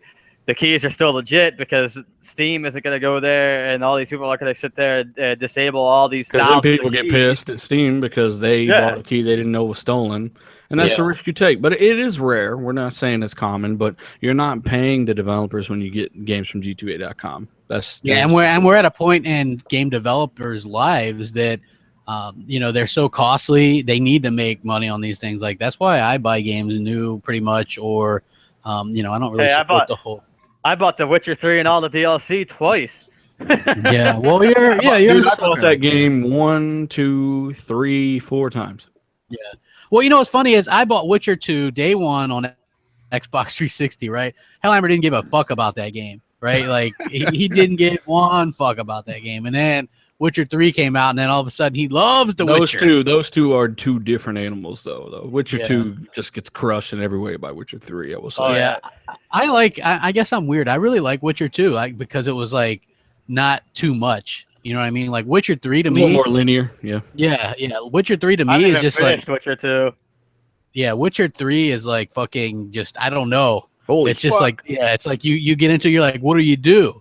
You know, I told Hellhammer, I'm like, what the fuck do you do? He's like, well, you got to do this and this. And I was like, and he looks at my thing. He goes, you've only used one potion. I was like, I don't even know how to fucking use the potion. I don't even know where it came from. He goes, how the fuck did you get as far as you did with using one potion? I was like, I don't know. I was like, I don't know how to fucking do anything. Well, for any new people, if you're like that, just go to the question marks, okay? Just start out with question marks. I was like, what the hell? Hellhammer's like, he goes, well, this is what Hellhammer says. He goes, well, you got to do this. And he goes, it's called this. And I'm like, well, why didn't they just fucking call it a health potion? Now you got to do this. Okay, now go over there and fuck on a unicorn. Like, it can be a very confusing game. So. Yeah, so that like I don't get it. Like, I don't know. Maybe I'm not the best gamer. I consider myself to be kind of an average gamer, but fuck, that game is like you signed a lifetime contract with that shit. I still haven't finished like the DLC or any of that stuff. And Hellheimer's like, yeah, I beat it and it's great. And I was like, I don't even get any gamer score from this game. He's like, I got 1,000. Yeah, it's like, who do you got to fuck to get some gamer score? Exactly. Yeah, but Hellheimer, how much gamer score do you got on every character in the game? I've got over 1,000 gamer score on. I think it's like 1,100 close to. Yeah, life the fuck out of that game. Yeah. Oh yeah, I played a lot of it. I put over 100 hours. I've only got 600 in that game, so he's definitely got some serious time. Let's see. We're gonna confirm this right now. Oh god. Don't look at mine because I only got like fucking 20 hours in that game. Jesus. Yeah, no, I'm not really. That's the thing, though. With a game like that, playing it is. That's okay. Truthfully, like when you see games like The Witcher 3, it really makes you think more of like MMO style games, where it I guess would be more beneficial on a PC because I don't know. It just there's so many games that come out on consoles, and it just seems like when it comes to a console, it's kind of beat the game, move on to the next game, beat the game, move on to the next game. Where like PC gamers. They tend to they play like League of Legends and a lot of games that are more time consuming.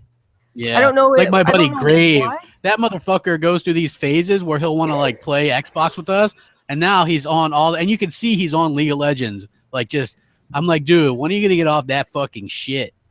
Right? Well, like, I was a PC player before I went to Xbox. Yeah, I only enjoyed MMOs. I didn't actually like. But once you went box, you never went back. So I mean, it's all good.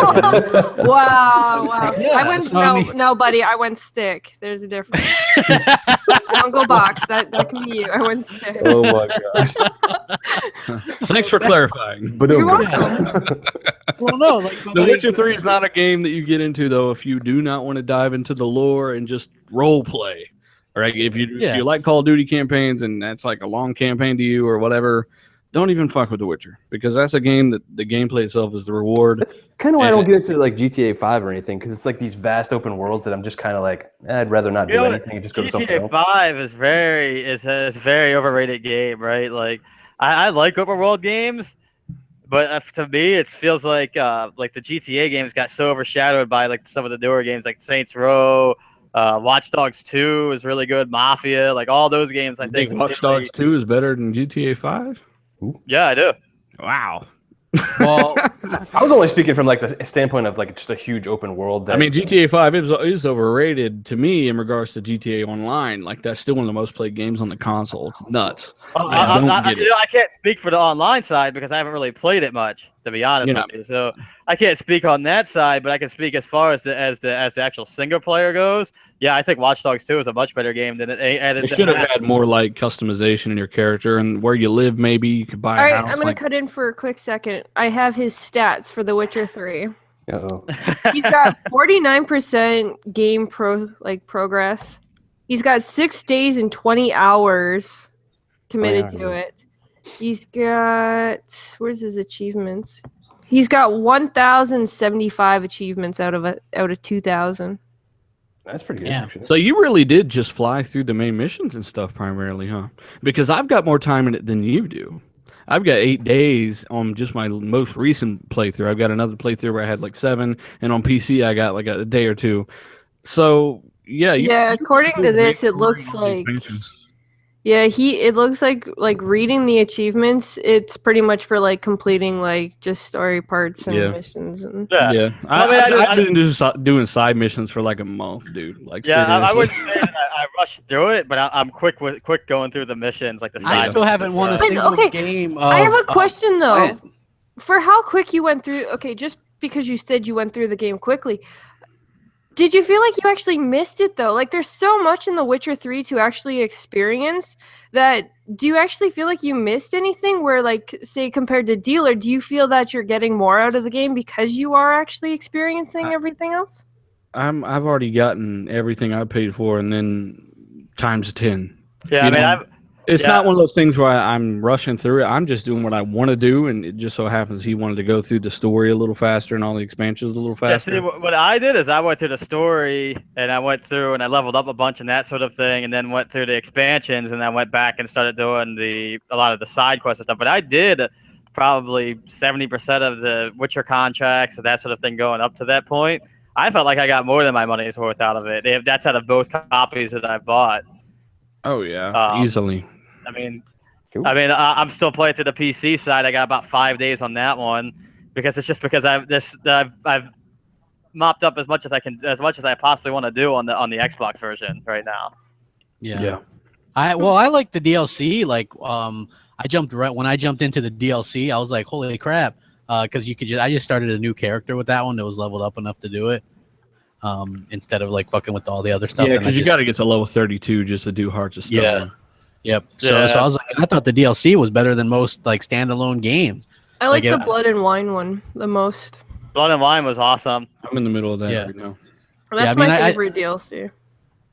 Yeah, I think that they're one of the best developers. So I mean, like I'm kind of looking forward to what they show off. I guess they have that steampunk or hyperpunk or 2077. Yeah, cyberpunk. Yeah. So I guess they got that coming out or whatever. So that does sound pretty cool. But I want to talk about something that actually I'm surprised more people aren't upset or talking about. I heard you guys talking about it on Console Corner last night, GKB, and it kind of triggered me a bit. Yeah, but the Gears of War 4, like just out of nowhere, they're like, good, bro. Yeah, they're like, hey, fuck off, man. Look, how the hell are you supposed to get good when somebody could just use a fucking mouse and like, Fox said she was fucking up people in there, man. Come on. It's called Get Better. Like actually play the game. Listen. So how can you practice when I'm on a controller and somebody can just pick up a fucking mouse? Dude, anybody that picks up a mouse and keyboard doesn't make them automatically good at shooting. No, I agree. And this is a lot different from something like Battle. This is a third person shooter. It takes a bunch of fucking bullets to kill you. It's definitely a whole different story in a game like Battlefield where it's a few bullets. Yeah, I don't think this is even comparison to like keyboard and mouse. Like say if you were going up against like Call of Duty or Battlefield or Halo or something like that. I mean, well, let me point out a couple things real quick, okay? For those that don't know. My Coalition said Gears of War 4 it's going to be crossplay with PC on the social playlist. Like there's no option. That's my number one problem. They don't give you an option. It's like I play the social playlist. If you don't play social, if you play ranked, you're just going to get your ass kicked over and over again. At least I will. Like, you know what I'm saying? So that's one thing I don't like. The second thing is these PC dudes who don't pay for Xbox Live get to play with us, even though our numbers are larger on the online. The online on Gears 4 on PC isn't very big. That's why part of the reasons they did this. So they're getting the free online with the multiplayer. We don't. They're getting the benefit of playing against the larger install base, which is us. We have no choice if you want to play social. You absolutely have to play against PC people. They come out with these numbers, but they don't give the exact numbers. They're like, well, it was pretty even. Keyboard and mouse and the kill death and all this stuff. But like, what are the numbers? Like, are we just going to believe it? I mean, their agenda to me could just be that they wanted to do this so that PC people would stay on the game because everybody's abandoning the game on PC, obviously. So that kind of ticks me off. The second thing is Phil comes out and it's like, yeah, well, it's something we're going to look at. Like, to me, this is dangerous because what happens when the next Halo comes out, you know? Are they going to allow keyboard? Are they going to do like a social playlist where you can't fucking not pick, to not play against people with keyboard and mouse? Because granted, a third-person shooter like Gears maybe not as intuitive with keyboard and mouse, and most might play with a controller anyway. But what about Halo, right? I mean, do you guys want to get matched up in a fucking Halo lobby where you don't have a choice? Like the choice thing. Any first-person shooter shares for. I mean, that's the thing. Third person, first person, third person on Gears takes a lot of bullets to drop people. Most of it's shotgun game anyway. You know, I get it. Maybe the matches are kind of close, but with any kind of first-person shooter, you cannot beat the one-to-one accuracy of a mouse, and recoil is highly mitigated with any kind of dying dog in the background. So basically, if Halo or Battlefield ever do mouse and keyboard on console versus console dudes, I just won't play it because I've done it on PC and it's not even close. It's a shit show. It's not even close. And I refuse to use mouse and keyboard.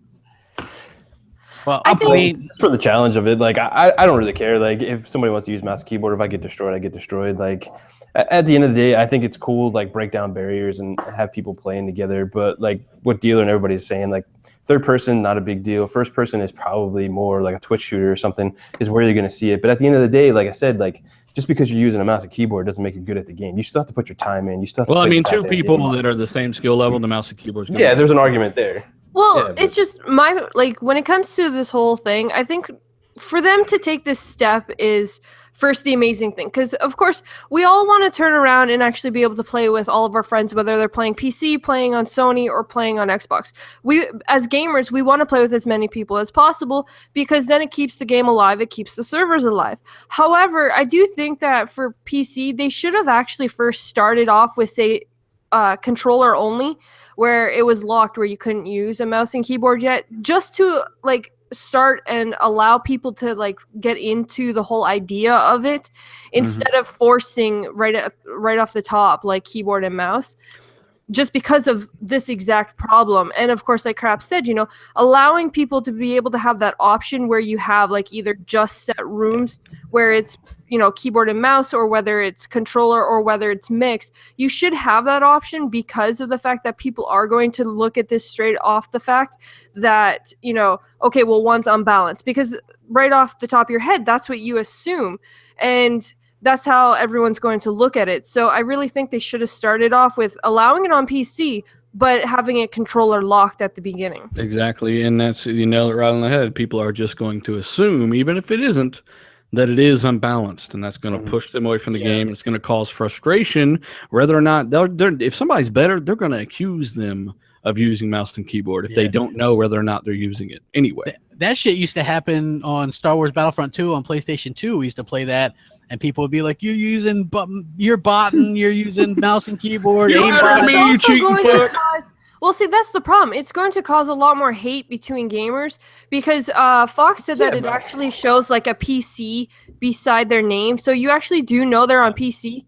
So whether they're actually using, say, a controller over a mouse and keyboard, you don't know that. All right, but let's be fair in this whole argument, because just because somebody's good at the game and you're all controllers, they still fucking say you're botting and fucking everything else. Yes, but this is just going to cause it more. Like, I just see this causing it more issues, is all I mean. Like, it's going to be like... No, I mean, to Crap's point, yeah, they should have gave us lobbies. I totally agree. An option, yeah. And for like PC guys, like not having to pay, that's just PC, bro. We just have to deal with that. Yeah, I get that, but I'm That just ain't like, they're changing. getting all the benefits of playing against a larger install base. You know what I mean? Like, Yeah, for but free. until Microsoft gets a big share of PC, if they ever do, they're never going to be able to charge, because you can. At that point, Microsoft's trying to expand out so they have people on the PC market too. But if you don't, if both your competitions are giving it to you for free, then here I'm gonna read this article. It's a Eurogamer article from 2010, and this is I bring this up a lot. Microsoft scrapped plans to allow PC and Xbox 360 gamers, again, this is from 2010, to play shooters like Unreal Tournament and Gears of War Online together, because during tests, console players got destroyed every time. That's according to the CTO of Hewlett Packard Gaming. And he says that console gamers to controller gamers, like console gamers are worse, you know. Yeah, most all the pro gamers and FPS shooters, all those dudes are console dudes, you know. But everyone's on controllers, so there's a difference there. Well, yeah, I know. And he says there was a project many months ago at Microsoft that was under wraps. The goal was to bridge Xbox games with PC games. Sound familiar? So that they could play against one another in games like Gears of War. This was part of their live strategy, and had Microsoft just stuck to their guns and made it work with PC gaming, PC gaming might be in a much better position than it is today. And then he says it was allowed gamers on PC to interact and even talk and chat with Xbox 360 gamers. And then he goes on to say that during the development, they brought together the best console gamers to play mediocre PC gamers at the same game. And guess what? They pitted console gamers with their console controller against PC gamers with their keyboard and mouse. The console players got destroyed every single time, so much so that it would be embarrassing to the Xbox team in general had Microsoft launched this initiative. And they're like, is this why the project was killed? They don't know. But, yeah, it was pretty bad. Of course it was. I mean, that keyboard, you can map anything to any one of those keys. That's a ridiculously huge advantage in competitive shooters. Any button can be anything you want it to be, you know, grenade, this, F1, 2, whatever. And like we said, the mouse and key, it's obviously a ridiculous advantage in a first-person shooter. Yeah, it's just much more precise and faster. Yeah. See, well, for me anyway, like I know like so many people, I was expecting people to be really pissed off, and then I'm reading comments and stuff, and nobody's really mad. They're like, hooray. And I'm like, okay, maybe I'm just a worrywart, right? Because I'm just like, the implications for the future, I'm not a big fan of that. Like, you know, I don't want to play against fucking people in Halo that are using that. You know, I don't want to, like, Phil's like, yeah, we wanted to do it even on Halo Wars 2. I'm like, you know how bad it would be to play Halo Wars 2 with a controller and then be matched up against someone on PC? I mean, they're just going to be able to move like 20 times before you can get one move in. You know? Like, that, to me, just wouldn't be fair. And that's the thing. Like, I want the option. And they promised, like, options. Like, I can remember talking to Mikey Barra. Well, isn't it kind of, like, just as easy to compare, like, say, like, people may not agree with me, but look at when you have to type just alone on an Xbox. You have to, you know, obviously move the thumbsticks to get to where you go. You can be quick at it, but at the same time, you'll still never be as quick as if you were typing on a keyboard. Yeah. I mean, exactly. So that's the thing. I just want, and again, yeah, I could get good, GKB, I get you. But at the same time, couldn't I just have the option to not play with them? I mean, yeah, I agree. I totally agree with your point, man. But by not having the, by taking that, making it just have an option to not play with them, at that point, it kind of ruins their whole idea to try to integrate this whole thing together. Like, they're trying to push this whole narrative. Here's what I feel, honestly, because they're working it on a closed platform. That's the Microsoft App Store, whatever you want to call it, the store. I mean, basically, at this point, if you're going to make it so that people can play crossplay, that's all fine and good. They should require you to have an Xbox One controller hooked up to your computer at that point, then, to play it. That's what I said. It should be control Again, you'd locked. be turning people off. Like, if they don't want to play with a controller, you're just kind of turning those gamers away that don't want to, you know, play with a controller. Like, I think they should just give people the option, because there's always going to be some of those console guys who are like, I want to go in there and beat the shit out of these keyboard and mouse dudes. So I think even if they gave people the option, there'll still be people to choose to do it. They want to see. You'll have the casual gamers who just want to play with the people who have either just the keyboard or just the the controller, and then you'll have those hardcore that would rather lose and know that they're going against someone harder to progress their progression than actually sit there and just play against people that they can just beat. I just don't see it being a common thing, because Microsoft, that would literally upset the balance of Xbox Live as a whole. You know, that would, I mean, that's like you're paying to play on a platform where you're not even on the same level when it comes to control schemes. That's a problem, especially in first-person shooters. So until it happens with a first-person shooter, I'm not really going to overreact about it, because I just don't see it happening. Without them giving you the option to play, just I think that's what's going to happen, dude. They're going to give us like lobbies, different lobbies, and so as far as first-person shooters go. But anything else, I don't really care. I mean, I get why they might do it with Halo Wars or Gears, because every game on PC, the community dies off faster. That's just a fact. You know, they get a fraction of the install. You also have to look at the fact that this is just the first step. Like, really, this is like the testing stage to see how it does. If they're going to get this feedback, is it going to have a good feedback? Is it going to have a bad feedback? Like, really, everyone's assuming, like, this is it. This is the actual build. This is all we're going to get. When really, it's just a testing stage. Yeah, if I went to the forums and complained about it, though, people would be like, it'd be that whole fucking cancel your pre-order thing all over. I'm sure there's a lot of people out there that feel the same. You know, it's just for me. I like Gears is my game. You know what I mean? Like, I like that game. I haven't really played it much anymore since this news. I avoided the playtest when they were doing it, specifically because they were doing it. I was like, I don't know. But then again, I do see like some of the cocky people like, man, I'm gonna go in there and fuck them PC kids up. You know, No, but like Fox was just in there playing too, and like she said it on the thing, and she couldn't really tell a difference if they were on mouse and keyboard. You could see the icon that said they were on PC, but like as far as like them playing, but I think that goes back to Gears as a third person, shooter. It requires a lot of damage to drop someone. Yeah. You've got time to get in cover and stuff. Plus, I mean, there's the wall bouncing. It's not ideal for mouse and keyboard. I get that, right? I do. I'm sure sniper shots are way better on the keyboard. Yeah, and even I heard Fox say that too. She says, yeah, I've noticed that some people are getting really good with the one shot with the snipers and stuff on there, and I was like, yeah, I mean that doesn't that kind of annoys me, but even that just for in me itself is a balancing issue that's worth looking at just by itself. So I don't see it being a mainstream thing. Yeah, exactly. Okay, Marvel and Square Enix team up for new games. Pretty interesting stuff.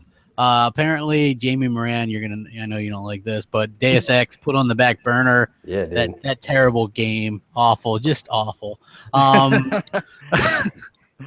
like, thank God this team is not doing another Deus Ex game. We can all be thankful that instead they're going to be working on. Looks like they're going to be working on a Guardians of the Galaxy game, and then the what is that? The Rise of the Tomb Raider devs, Crystal Dynamics, aren't they? Yeah, they're going to be working on an Avengers game. That's so weird. That's so weird to think about. Well, I think this is good news because we haven't had like any of the superhero games or anything for a long time outside of like the Lego ones and the couple. And done by big studios like this. Yeah. Like we haven't had anything that's been really good like since the Marvel Ultimate Alliance games. Yeah, those are actually really good. Well, I mean, the Batman games are the best superhero games. Aside from Batman, I'm talking about the Marvel side. It could be very good or it could be very bad.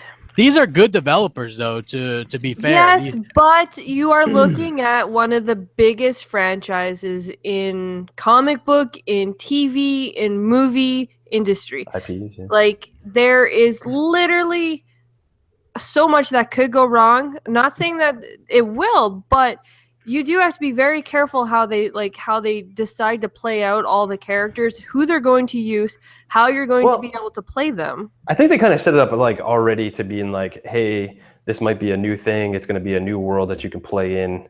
Not so much maybe the mainline kind of stuff. So I don't know. They kind of threw it out there. It is Crystal Dynamics, and they are, I was kind of worried. I was like, Square Enix, Avengers. And then I remembered, Crystal Dynamics is a Western studio, and they tend to be a little better at these types of games. So I don't know. Does that mean no Tomb Raider 3? Because I thought that was for sure happening. It's interesting. I don't know. I mean, all the Pro ports, even the PS4 Pro, or the PS4 Pro port and PC port and the PS4 Pro. God damn it! The base PS4, the PS4 Pro, and the PC. All those fucking versions of the games were developed by a different studio. Would you like to try to say that a couple more times? No, I don't.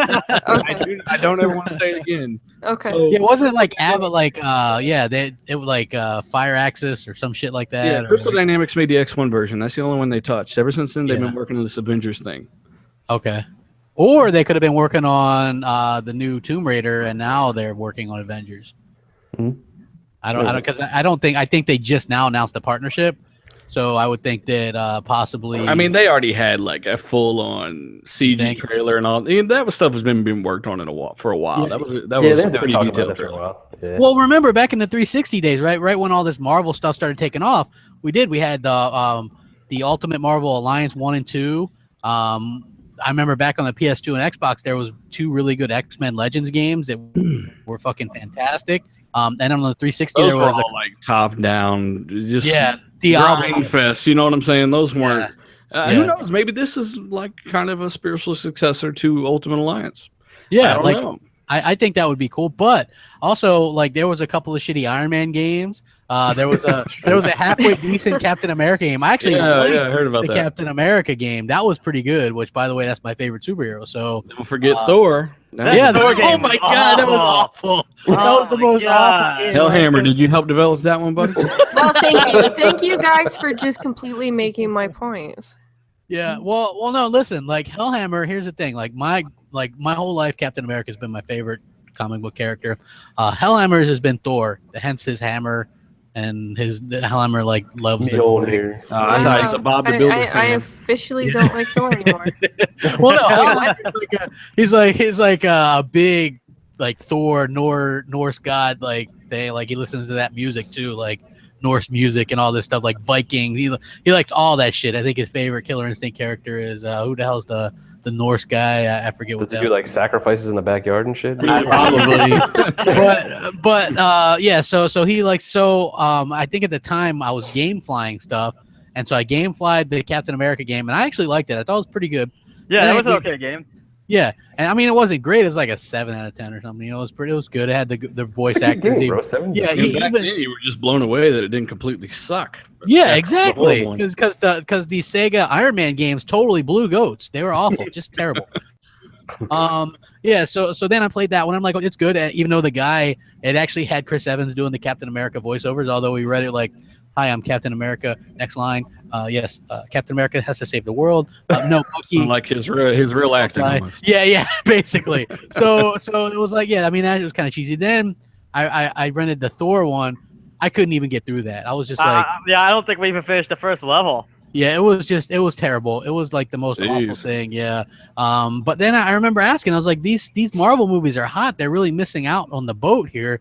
They should be coming out with Ultimate Alliance 3 or like a really good Avengers game. There was going to be a Connect Avengers game that looked really hot. I want a really good narrative-driven game somewhere on the Marvel side, you know? Yeah, sort of right like, now, Batman's got it on lock. Yeah, Batman is, and we're probably going to see a new Batman game at E3. I think they actually said that they might announce it in March.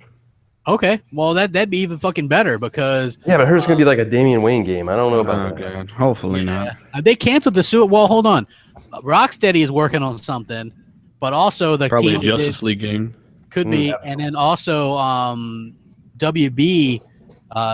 What the hell, Montreal, who did Batman Arkham Origins, which I actually liked. They were supposedly working on a Suicide Squad game, but that got canceled. Yeah, it did. I was gonna say that was canceled. I feel like that was probably a trashy ass, like top down kind of. I don't know, man. Suicide Squad game. I feel like that probably wouldn't have been too great. Well, but you're right. Origins was good, man. It didn't get enough praise. It didn't. Like I liked it. I liked it. Like I thought Christmas the game music, was man. I was on antidepressants after playing that game for a while. Christmas music, man, constantly. It was really gloomy and down, and it's like I don't mind it, but listening to it for hours, it's like Hey, I liked it in Dead Rising 4. The Christmas music really set the theme. You know, I was like, damn, that's pretty damn good. I liked that game a lot. Yeah, I rushed to finish that game shortly before the first of the year because I was like, I don't want to listen to any more damn Christmas music. Yeah, and so like for me, I think that'd be cool. Like this year could be really bigger than last year. Even last year I thought was fucking phenomenal. I know a lot of people are like ho hum and like bummed out that gaming's dying or it's not as good or whatever. I'm like, what the fuck games are you playing? Like there's so many games coming out this year. Good. That's just people have grown up and people don't understand that what happened with the 360 will never happen again. The beginning of mainstream online gaming, Call of Duty, these things will never happen again. And ideas are so exhausted and stretched to the brim that it's going to take something really crazy to blow your face off like gaming did 7-8 years ago. It's going to have to really be something special. And you know what, Dealer, I'll give a Star Wars example. There's a lot of people that hate the prequels like 1, 2, and 3. I'm a big prequel fan. I know that's not a very popular opinion, but a lot of the people that don't like those are people that were old enough to go enjoy the original trilogies in the movie theaters, and that was new at the time and exciting, and like that you can never copy that. So like a lot of people are having issues with that. They're like, don't you remember when the Xbox hit, we got Halo, and then the Xbox 360 we got Gears, and then with the Xbox One we haven't really had that big hit. And I'm like, it's like, are you on crack? We had The Witcher 3, one of the best games ever made. Fallout 4 came out, and like all this shit that you got would have blew your mind on the 360 back in the day. Yeah. It's definitely just gamers are getting jaded and tired of the same shit. Yeah, I think too a lot of it has to do with of course, now you have a lot less people wanting to take risks and that sort of thing. So, I mean, versus the 360, you had a lot of sleeper hits and a lot of games that, Well, no, because nowadays you have more media that comes out and destroys the game before it even releases. Oh, yeah, well, that's true. That's a good. But you also have more indies taking the place of AA developers and things like that. Yeah. Correct. That's what I was getting to, right? Like now, instead of getting games that are more of a sleeper hit, like say, like the Darksiders games, I know those are kind of a sleeper hit. Not a lot of people. I mean, they're well known, but not a lot of people have played them. The same way with like that Sleeping Dogs game and that sort of stuff. Like all those games kind of were like kind of sleeper hits. And now you have less and less people taking chances, making this just a AA game or whatever the case may be. And well, you also have, but the thing is, you also have gamers that are very cautious as well because, you know, we hear that games get canceled that we've been waiting for. And then you have games that do come out, like, say, for instance, yes. But you also have, like, say, games that come out like Assassin's Creed Unity and all them that come out and they're actually broken right from start, which... Yeah, like, but they also get new IPs and shit, too, and they don't even fucking go play those. Like, that's true. You're gonna sit here and say I want new things, and then you get new things and don't fucking play them. People are just jaded because they haven't been impressed with graphics in a very long time. Yeah, like, well, I mean, look, well, no, because someone came out and was like, "Oh my god, this looks like this," and "Oh my god, it's only 720," or like. Because somebody came out and counted a whole bunch of little fucking stupid lines, you're going to just literally take everyone's opinion on a stupid line? Yeah, and that's a very good point, actually, right? Like, how many times did we see on the 360 and PS3 resolution? Most of those games are running at sub 720. Especially PS3. No, people came out and people played them, and they played it because of the fact that they were excited for it. They were excited for what was marketed for it, not whether it had so many goddamn lines on a screen that somebody decided to sit and count. Yeah, I mean, to put this out here, right? Like, even on that end, right? Like, the only thing that I remember seeing in the arguments for the Xbox and the 360 and the PS3 was the free online play. And you gotta use 3 discs for your game or 2 discs. That's so last gen. I remember that. Yeah, people used to argue that stuff left and right, but not realizing that I had to use 2 discs for, say, Grand Theft Auto 4. That the game ran like 20 frames per second on the PS3 for the longest time. Not only that, but fucking, I can remember you put in your fucking disc in your 360 and you fucking played. You put a disc in. I can remember trying to play Metal Gear Solid 4 on my PS3 and this fucking snake smoking a cigarette, like telling you the dangers of smoking, and you got to sit there and wait for that shit to install for like 25 minutes. Like, you couldn't play. Like, we had to install the whole fucking thing. It's like, and that's the thing too. That was still, the file size of that game was still around 50 gigs, right? And the consoles are so much slower than they are now, so that install did take forever. Yeah. It fucking took it. It literally took forever. It was like a big pain in the ass. He's like, "Hang on, bitch, I'm smoking." Yeah. The problem with people not actually, like, say, buying games and actually contributing into the whole gaming world of aspect of it is, it's more or less, you have so many casual gamers now who go to all these sites. The internet has become, like, probably the biggest cancer in... It's a double-edged sword for sure. It is, because no matter what, even if you have people who have never even touched a game decide to comment, people believe it. They see it and they believe it. And that is the worst possible thing ever. What, you mean people don't do research today? What? Get out of here. Well, no, they do. But this is the thing. They do, but... even when you do research on the internet nowadays, you never know what is actually true. And that's where the issue comes in. And unless you actually have, like, friends that are gamers who can actually give you a real valid opinion, you're just going off of he said, she said, whoever said, and that's what I'm sticking with. And that's the biggest problem in anything nowadays is it's all about the he said, she said bullshit. I get you.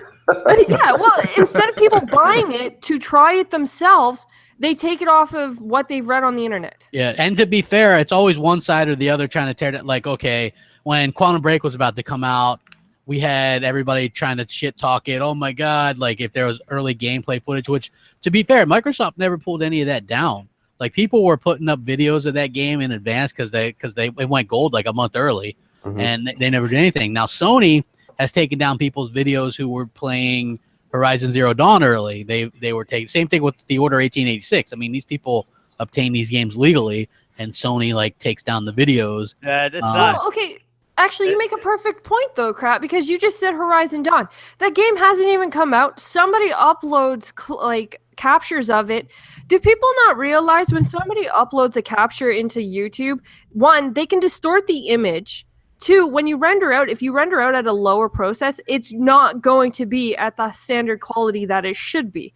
But then people believe what they see because, oh my God, someone said that's what it is. So they believe it. And then there was this whole big friggin' dispute about whether or not this game was downgraded when it never was. Like the developers downgrades confirmed. The developer had to come out and actually say, no, they're the exact same thing. There was never any downgrades, and yet, like, a developer should not have to come out and justify themselves because some retard wants to, like, destroy their captions. Well, I mean, look, here's the thing, right? Like, anybody who looks at YouTube videos to compare graphics, aside from, like, very obvious things, like when it's zoomed up or something like that, it's kind of stupid anyways because but the it's compression the world and today. everything It's, oh my God, it's Google. Oh my God, it's YouTube. It's just the world today. Everything is, you need to go to YouTube. Yeah. You need to go to Google. And go ahead. I was just gonna say, and that's Word. Like that's what Word is now. And I'll tell you exactly a really good, what the hell would the word be? A good example of this, thank you, would be Bethesda. Yeah, can someone please get him some Starburst like right away? ASAP. ASAP. More some Fruit Loops. Go change his battery. Tell him. I was retweeting like Starburst gummies on there. I was like, man, those things look good, but no more. Yeah, so like it was so funny because Bethesda was like, yeah, they showed Doom before, like I think they were like, we were going to show Doom, but we didn't want to because the pixel counters would be counting them and try to shit on the game before it came out. And I remember doing a video about that years ago. I'm like, so we've gotten to the point where I can remember this was back when Microsoft still had rights to Call of Duty. They did an Advanced Warfare thing, and fucking Digital Foundry counts the pixels in the fucking trailer, right? Yeah, the pickle. How many pixels did they have? I don't know, man. They didn't have enough, obviously. It was not all the P's though. So they didn't have all the P's, and so like that, and then so studios started becoming afraid to actually show gameplay on the screen. And I can still remember even Sunset. That happened in Sunset Overdrive. They fucking tested the footage from E3. They're like, yeah, well, it slows down to 26.5 frames per second here. That's not why you good. get like devs like Bethesda and stuff saying you ain't getting shit until the day before. Like that. Yeah, and props to them. Props to them for doing that. You know what I mean? It's like it was like you know, like people were pissed off because they didn't get the Skyrim remaster to review. Yeah, oh my God, I didn't get to review Skyrim like, 4 weeks fucking in, man. Skyrim. It's gonna look better, but it's gonna be Skyrim. Like, game. yeah, like come on. You know what I mean? Like, get your head out of your ass. It's fucking ridiculous. You know, it's just fucking absolutely ridiculous. Hit that like button. We're close to 300. Let's get there before the end of the show, folks. Regular folks. PlayStation Plus games for February. Oh shit, they're okay. Yeah, I agree. It was nice to for Sony to drop a $5 on Little Big Planet 3 because that game has been on sale for like $5 over the past few sales or whatever. But GKB, is that a game you guys have or no? No, I'm gonna get it now though, for sure. Yeah. I mean, I bought it, like I said, I have it digitally. I bought it like when it was on sale for $5, and then like, what the fuck was the other game? Is that hero game? Yeah, it was Roll 77 or something like that. The guys who did Ali Ali and Ali Ali 2, they did that. Ali is terrible. It's a hard ass game, bro. It's a fucking terrible. I hate that game, man. Fucking awful. Those are like the terrible games. I remember because I had PlayStation Plus for a little bit because it came free with the console when I originally bought one. And so I downloaded that shit. I played it for like 2 minutes and then like never go back to it. Yeah. Just fucking awful. But I guess, I mean, this is at least a AAA. So heading in the right direction. I mean, they've had like back-to-back months of just garbage where people are like hitting thumbs down more on that shit than mine. So yeah, and I never say like free games are garbage and stuff. I mean, you guys see me like every month. I'm like, yeah, they're all right, you know, blah, blah, blah. But I couldn't even say anything positive for last PlayStation Plus games. Yeah. It's pretty bad. I think that hero game is like, I don't know. Yeah, I don't give a fuck about that, but yeah. Little Big Planet 3 looks cool. Yeah, I mean, like it's a good platformer. If you like platformers or whatever, which I'm really excited that Yooka-Laylee went gold. Gold, yeah, man. Oh, yeah. I mean, that's one of my most anticipated games. That and that new Sonic Mania game. Do we have a release date for that? Sonic Mania? No, Yooka-Laylee. April 11th. April 11th. Wow, that shit went gold fast. Yeah. Hopefully, this will be one of those crowdfunded games that actually delivers. they do have a lot of some of the original Rare members on there. So hopefully, Dude, this game is gonna deliver. I think this game is gonna deliver great, just from the screenshots and the yeah, the game was in sandbox mode for like the longest time. You were able to get codes for it for a while. Yeah. Well, you know what would be cool is if Microsoft would have let these people when they worked at Rare do a Banjo-Kazooie game, because it's just Banjo-Kazooie. It's fucking, yeah, just you look at it with cuter characters. Yeah, I don't know if they're cuter. Come on, Banjo-Kazooie. They're cute. Oh, I mean they're cute. Banjo-Kazooie is not as cute as freaking ukulele. Oh bullshit! Really? Yeah. Really? Do we need Come to on. compare them? Let's be fair. Crap's a big teddy bear. He likes, No, wait, hold on. Care. No. You can be like a freaking puppy dog for all I care. They're still cuter. No, Banjo-Kazooie is a classic. He is not cuter than the new freaking ukulele. Yeah, Dang, you get like a purple stuffed animal. It's fucking terrible. Banjo-Kazooie all day. Hellhammer, back me up on that. Is Banjo-Kazooie much cuter than fucking ukulele? He's a little lizard with a little bat friend. Like, all right, I got a solution. I got a solution to this.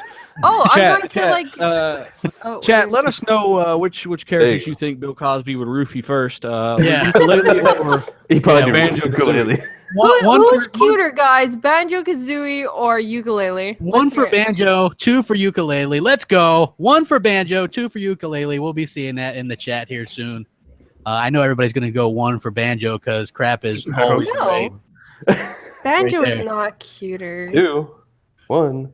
Crap. Crap. I'm obviously winning. Come on. No, you're not. Oh, come on. It's obviously one. Look at that. Look, 1-1. Banjo. Not cuter. Banjo. Crap Gamer is rarely wrong.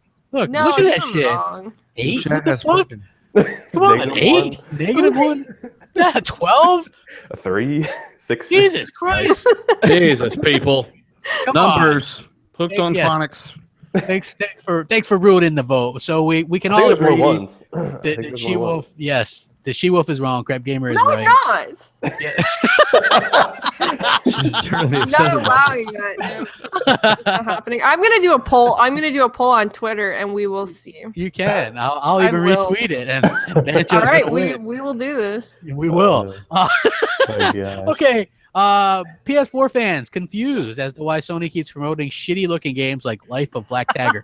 What is this game? It's just like it's a free game on the phone, and Sony is promoting the fuck out of this game on their YouTube, and it's a $10 game, and it looks like a PlayStation my god, game. like that worst PlayStation 4 game ever. That game. Yeah, it is the worst, right? And so you have people. At least they're not using PC footage this time advertising.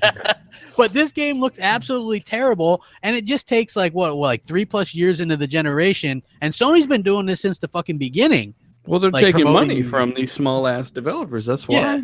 Yeah, exactly. Like I can remember making fun of shit like this game called Nidhogg, and they look like an Atari game, like they're sword fighting and shit. I'm like, and people are fucking like. Even the PlayStation Plus games, like I've seen, and I thought of this joke way before anybody else. They're like this month's game, PlayStation Plus, and then they put fucking Atari ET. You're botting, or is that just me? No, he's botting bad. Oh, okay. Why are you always botting? You are like static. Awful. You are static botting now. Oh, is it okay now? Nope. No. Huh. Well, carry on. I am Crap Gamer. I am a robot. See, she will sabotage you, bro, for that. How about now? No. Nope. You're gonna have to leave and come back. Like it's bad. You're fired. Dealer was worried about him body. You are the weakest link. Goodbye. Yeah, that sounds just awful. Yeah, that was bad. Ah, geez. Motherfucker tried to turn into a transformer. Yep, that's better. You guys can hear me now? Yeah, we can. Yeah, that sounds a lot better. Okay, good. That was bad. Yeah, I am a robot. Do what I say. Yeah, what the hell was I talking about? Oh yeah, that shitty indie game. So they've been doing this from the beginning, like Nidhogg and all these really terrible indie games, and only now people are complaining. Nidhogg, yeah, I can remember Showstopper always making fun of that game, but yeah, just fucking terrible games. It's like people are only just now catching on to this. And I'm like, where the hell have you guys been for the past 3.5 years? Like, they've been kissing so much ass, Sony ass. You know what I mean? Can't Just see like much fucking with sucking up to them. all the time. Exactly. You know what I mean? Like motorboating's fun, but not ass. Damn, bro. Hey, at least No chills, what's it crap. called? The Life of Black Yeah, I Panther, just right? hope you didn't just motorboat yourself. Oh god. No. I'm down to a C cup, so I don't know. I don't think I could. He's right. Yeah, we're a Hey, no sports bra crap. It might look like a B cup, bro. Yeah. It needs to push and separate. Oh, yeah. So anyway, yeah. Sony's games suck. I'm just yeah. don't even know what There we're was talking one thing that I wanted to.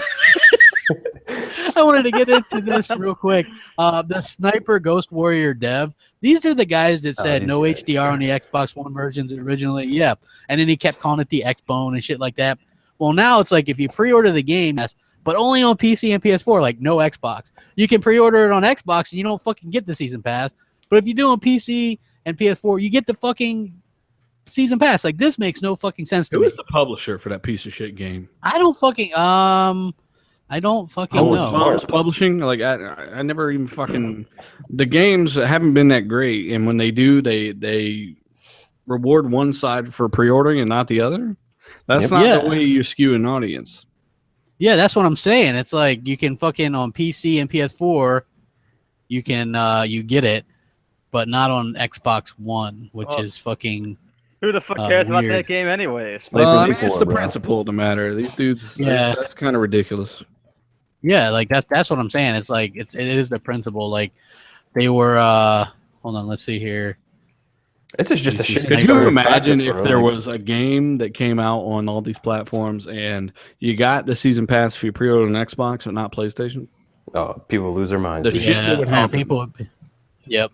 Here we go. Sniper Ghost Warrior 3 season pass, free for pre-orders, confirmed, but only for Xbox or for PlayStation 4 and PC. The season pass on PS4 and PC includes the following: 2 major single-player expansions, 2 multiplayer maps, and exclusive all-terrain vehicles, 2 exclusive weapons. Including the compound. Do you know their Twitter information? Because I think we should encourage people to go ask why the fuck says why is that the case? I think that's what people should do. Find those motherfuckers' Twitter. Yeah. In a respectful way, folks. Yeah, just be like, hey, jabroni. Yeah, go ahead and do that, yeah. Like, in a completely respectful manner. Be like, hey, fuck fixes. How come you're giving these people basically such a better value with your season pass built in, but not over here where you probably didn't even put in the same amount of time and effort to even make the game look as good? Yeah, or run. It is. It's a little bit concerning because. Oh, listen to this. Like, this is how Destructoid runs it. Sniper Ghost Warrior 3 has a free season pass for all pre-orders. And then like, the little text, on PC and PS4 anyway. Oh, my God. Yeah, like, I don't fucking understand this at all. Huh. Well, it made it easier for me. Okay. There's That's two. the first. I never heard of that. There's 2 sniper games coming out, and I'm definitely going to Sniper Elite 4 because I ain't getting that piece of shit. Yeah, like, Yeah. And they actually tried on Elite 3, man. That game actually ran pretty decent on Sniper Elite 3. I like Sniper. Yeah. Oh, okay. Like, you already put up the fucking the poll. Let's see here. I said I would. So there. I'm gonna retweet that. I already voted. Yeah, I voted for. That's not fair. You shouldn't be allowed to vote. I can't vote. I'm voting too. Why How about not? that? Because I can't vote. How is that fair? I voted. You can't vote for your own poll. No. Yeah, you can't. Oh, You should have thought about that. Jerk. Yeah. Hey, look, people are gonna vote for the one that they think is better, and or cuter. I think it's obviously Banjo-Kazooie, and I wanted to put pictures, but you can't put a poll and pictures. So. I know he's a little bear, and 33%. oh, Banjo's pulling ahead. Banjo at 60% Well, right yeah, now. because friggin' it's bull. Because she's gonna be so salty, GKB. I'm sorry. I know, dude. You always fuck me over, crap. Wow, it's already at 10 votes. She kicks the shit out of GKB after every podcast. every fucking time. Every time. Man. Yeah. No, that doesn't happen. She's like, could you believe that crap? Smack! How come you didn't? How come you didn't stick up for me, GKB? Hey, I don't need a man to stick up for me. I can hold my own. Yeah, there you go. I'm 100% sure. Yeah. I know. I Definitely. kick your ass in multiplayer games all the time. Oh, damn! Well, that's not saying Hold on. He's Crap Gamer. Yeah. I mean, come on. With a name like Crapgamer, what do you expect? I mean, at the end of the day. Oh, there's 2 ZeniMax things that I want to bring up, too. They actually paying some money out right now. Yeah, they actually won a $500 million judgment from Oculus, and actually Oculus might not be able to sell any more of those particular headsets. 500 million, man, that's a big chunk. Cliffy B is going to be like, damn, because he's got a big stake. They got killed on that NDAs. Yeah. That's what got 'em. Yeah, so that's pretty cool. And if you don't know who ZeniMax is, they're the parent company that owns Bethesda. So, and they also, they do Fallout, Skyrim, all that kind of good stuff. They also just bought the developer Escalation, who did the new Doom, which they did a fucking phenomenal job on that. So, props to them for like gobbling up a good studio to do that. I think that's pretty fucking cool. Like GKB, what do you think about that? I think it's awesome, man. Like you said, they worked on Doom. It's a fantastic game. One of the best shooters last year. I wish Microsoft would have actually went for them, but I'm glad they picked them up. And fucking Oculus, man, I don't know what's going to happen with them now. Like after that whole thing was over, and they got killed by the NDA. They found out that like the code and stuff was legit that they worked on, but they broke all the NDAs. So I don't know what's going to happen with Oculus now. Yeah, I think Oculus might be in a little bit of trouble, but I think it's a good news that they picked up that developer. Hopefully they come out with a Quake game since they already have one id Software title. Aren't they coming out with a Quake game? Yeah, I believe so. Yeah, It's like I want to see it. PC only or something, right? Yeah, I want a console version. So Bethesda, they have the team that did the Evil Within. They've got the Doom team. They got Arcane. They've got the Bethesda team. Who else have they got? They have some badass studios. They've grown a lot, man. This generation, it used to just be Todd Howard and the A team, right? Yep. And now they've gotten all these other studios. They got fucking Jesus. Yeah, they got several more. Yeah, they got a lot of quality. Yeah, they got some quality ass studios. I wish Microsoft would get some quality ass studios. Seriously, bro. Hey, Prey looks good, man. Yeah, actually, they look pretty good. Hellhammer's like, that game looks like ass. It looks like BioShock in space. Yeah, it just looks That's like what he said. It just looks like BioShock and Dead Space mixed together to me. I don't know. I can't turn. So 2 great games. Cup or a tampon in Dead Space. Okay. Oh, Banjo is kicking ass in that pole. Oh, shut up. Yeah, he is. He is. Everybody's like Banjo all day. That's because nostalgia is a hell of a exactly. drug. Oh, come on. Banjo is just like, he's a bear. So Just like old crapper. Yooka-Laylee is a lizard. Nobody likes lizards, though. That's the problem. Apparently. Yeah. Lizards A lot are of probably lizards- the most stomped video game character ever in real life. Yeah. And they don't even exist. They don't even exist in like, or they're not like up north. I mean, they're here, but like, What are like you in a lot talking of about? They're in friggin'. They have lizards up They don't north. even exist. They don't even Lizards aren't real. What is crap talking about? I had an iguana. Is he when saying I was lizards aren't younger. real? What? No. Hold on. Lizards Fucking are lizards are all real. fake. They're just they don't survive up north where it's cold. I had an iguana where I used to live. My Yeah. brother, my oldest brother, used to have like Yeah. I don't know But how you had many a freaking pet. lizards. Like No, hold on. Started as Lizards they don't exist. exist, and then now it's like you know how far up north I Bye. lived? Like I used to live in northern Oh my Ontario. I But it was a lived pet, in right? really You didn't cold. catch it. You didn't catch it outside. Yes, there's lizards outside. There's lizards in Canada. Boy, you need to go walk out somewhere like Florida or something. Because oh my god. He lives in Florida. He knows what fucking lizards are. Well, Yes, I apparently mean, we not have if he lizards. doesn't think they live like anywhere said else they don't but exist. here. Let's see here. Okay, so there are some that don't have what states don't have lizards. I'm looking this shit up right now. Oh This is an interesting podcast. Yeah, this is Yeah. hilarious. Well, no, I don't like being wrong. Podcast. Yeah. Lizards don't exist. Wow, That was so this thing is like about the only state that doesn't have lizards is Alaska, Maine, and New Hampshire. So 3 states, bro. Wow. Yeah. Really? So You said they hold don't on. exist. Hold on. I have to hear this. Who was right? Crapgamer was wrong. And I thought, all states have lizards, but He's like, damn some it, are I was more, close to right. they're more abundant and warmer. No, because I could have sworn, like, I remember, like, because I'm from Maryland, and so I remember I had, like, cousins or something that were like, next time you come up, bring lizards because we don't have them here. And, yeah, I don't know. I doubt they That's went the to Bill Nye the Science Guy on that one, though. You know what? You're probably fucking right, but I mean, No, hey. I ain't seen a goddamn lizard in a while. Well, yeah, I guess it's one of those fucking weird things where I figured like they're like warm-blooded, right, or whatever. So they like or cold-blooded, They're cold-blooded. Yeah, and so they like. God damn it, man! Classes. Yeah, well, yeah, because they need the warmth, right? You do know other places do get warm. Yeah, but Canada's like really cold, Crap, right? I mean, things hibernate. I guess, but I don't know. Lizards hibernate. Haven't you ever watched the Magic School Bus? No. Nope, obviously. Oh my god, crap! When you were a child, like, were you just kept in a cave or something? No, I Because went to public school. That explains I went to it. public school. Oh my gosh. Yeah, well, yeah, but I went to not public. public school either. No, but I went to public school. Like, you know, actually, yeah, I don't know what the fuck I'm saying. Like, I don't even know if it was public. Yeah, I Dude, don't know. you gotta get Hey, Starburst, bro. Last thing I want to say is lizards don't exist in northern states.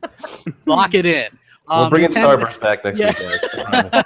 Jesus Nintendo spending $5 million on a Switch Zelda Super Bowl ad. That's interesting. I mean, they're spending some dough. Because all those fucking football fans are going to go buy a Switch. Well, they're going to see all the millennials like Well, so playing they the can play Switch. video games while they're sitting at the Super Bowl, bro. Yeah, Like, exactly. these kids really are fucking stupid. Watching them on the commercials. Well, here's the thing, right? They're showing Switch commercials for Switch that's completely fucking sold out. Like, you can't get one anyway. Like, Well, if that's you what I didn't said. already- You make 18 of them, you're going to sell out. You know, they do this every single time. Well, yeah, they finally admitted they sold 1.5 million NES minis, but they probably could have sold fucking 5 million if they would have just produced 5 Why the million. fuck do they do it to themselves? I don't I have understand. no idea. To create that false kind of perception Yeah, it's just to that create hype. Well, they came out and like, said too We that created they're a false production, though. perception that we want to make money. Like, Yeah, what like, a bunch I mean, of I'm not sure idiots. what their deal is with that, right? But I know for a fact, like I know people here that like waited out in line had multiple days to try to get those damn things, the NES minis. There we yeah, go. I Yeah, I it was haven't. crap. He's Yeah, I rescuing haven't old got one ladies. Yeah, I was like, hey, you got a fucking NES mini? I'll trade you some lizards I'll for walk it. you over there real quick. Let me grab this. Someone just tweeted Northern Ontario, and it's got a big fucking like. Actually, Fucking that's some buff-ass Japanese. lizard. That's some Japanese woman running from like a kimono dragon or some shit or whatever the hell those things are. Yeah, it's just funny as fuck though. You know what, though? Crap, you're a job creator is what you are, because since you said that lizards shit, don't that is live in funny. those states because it's too cold, I guarantee you someone's making little tiny lizard jackets now. Oh, It's happening. all right. Wow. I'm gonna like tweet to this to you guys, and you guys can look at it. It's this lady, and she's That's Japanese. Yeah, I Yeah, saw and that she's one, dude. running. Yeah, it's hilarious. She's like, I'm out of here. Yeah, like I don't know what the fuck she's doing, but yeah, she's trying to like feed this thing. I don't know. We went way off topic in this fucking Yeah, we did, podcast. bro. I apologize, guys, but yeah, it's been fun. Okay, GKB, we're gonna go ahead and close it out. What do you got to share? What's going on? Oh my god, just the hilarity that just happened on this podcast, bro. I got the shop Next week we're proving lizards' existence. Yeah, we're gonna Yes. That's what we're doing next week. we're gonna do a Kickstarter to get fucking crap some Starburst so this shit don't happen anymore. I got the shop podcast on Saturday, Console Corner, doing a bunch of videos, all that kind of cool stuff. I'm GKB. Follow me, Gamers Knows Best on Twitter and YouTube. Got it. She-Wolf, what do you got going on? And what's the game for game night? Don't know yet. It's still watch Twitter. Okay. There will be news on Twitter, so just wait for that. You can find me obviously on Twitter and Xbox Live at XSheWolfX with a U, not an O. And yeah, you can find me on Gamers Knows Best YouTube channel where we, I don't know, do videos and all that kind of stuff. Yeah. I You don't actually say. have. Yeah, I know, Don't right? say. Actually, we have a Ladies Night podcast coming up on Monday at 8 p.m. Eastern Time, so you'll also see that posted on Twitter. So yeah. Yeah. Oh, look at that adorable Banjo-Kazooie face that Snoopy just tweeted you. That is so Yeah, much yeah. better than ukulele. Zing. What about you, Hell Hammer? What do you got going on? Nothing. Like, yeah, nothing. Pretty much Nothing. not making videos is what I'm doing. yeah, not making videos. Otherwise, triggering people. I'll be back on here next week, and I can be found on Twitter or Xbox Live XXL Hammer. Oh yeah, and Dealer, what do you got going on, man? I know you got a lot of shit going on. You always got videos going up and shit. I don't make them that often, man. Come on, don't give me that much credit. Oh, you do a good job, man. You got good content. I do it when I People- can. I do it when I can. And yeah, it's much appreciated. Yeah, at Dealer Gaming, obviously a lot of information about Scorpio, a lot of console tech news in general that interests me, like fuckface Pachter. I just covered that, but put my own little spin on it. Check that out. Xbox Live. I like the picture of Pachter you had where he's like doing the $1 million. He's like, what the fuck is 4K? Nobody has 4K TVs. Yeah, but yeah, Xbox Live at II space dealer space II and Twitter at dealer_gaming. But yeah, drop by the channel and check it out. Yeah, so subscribe to all these people except Hellheimer because he'll never do anything on his channel. And thank you guys for watching. We had a good time, man. We'll catch you next week. Rack 'em up.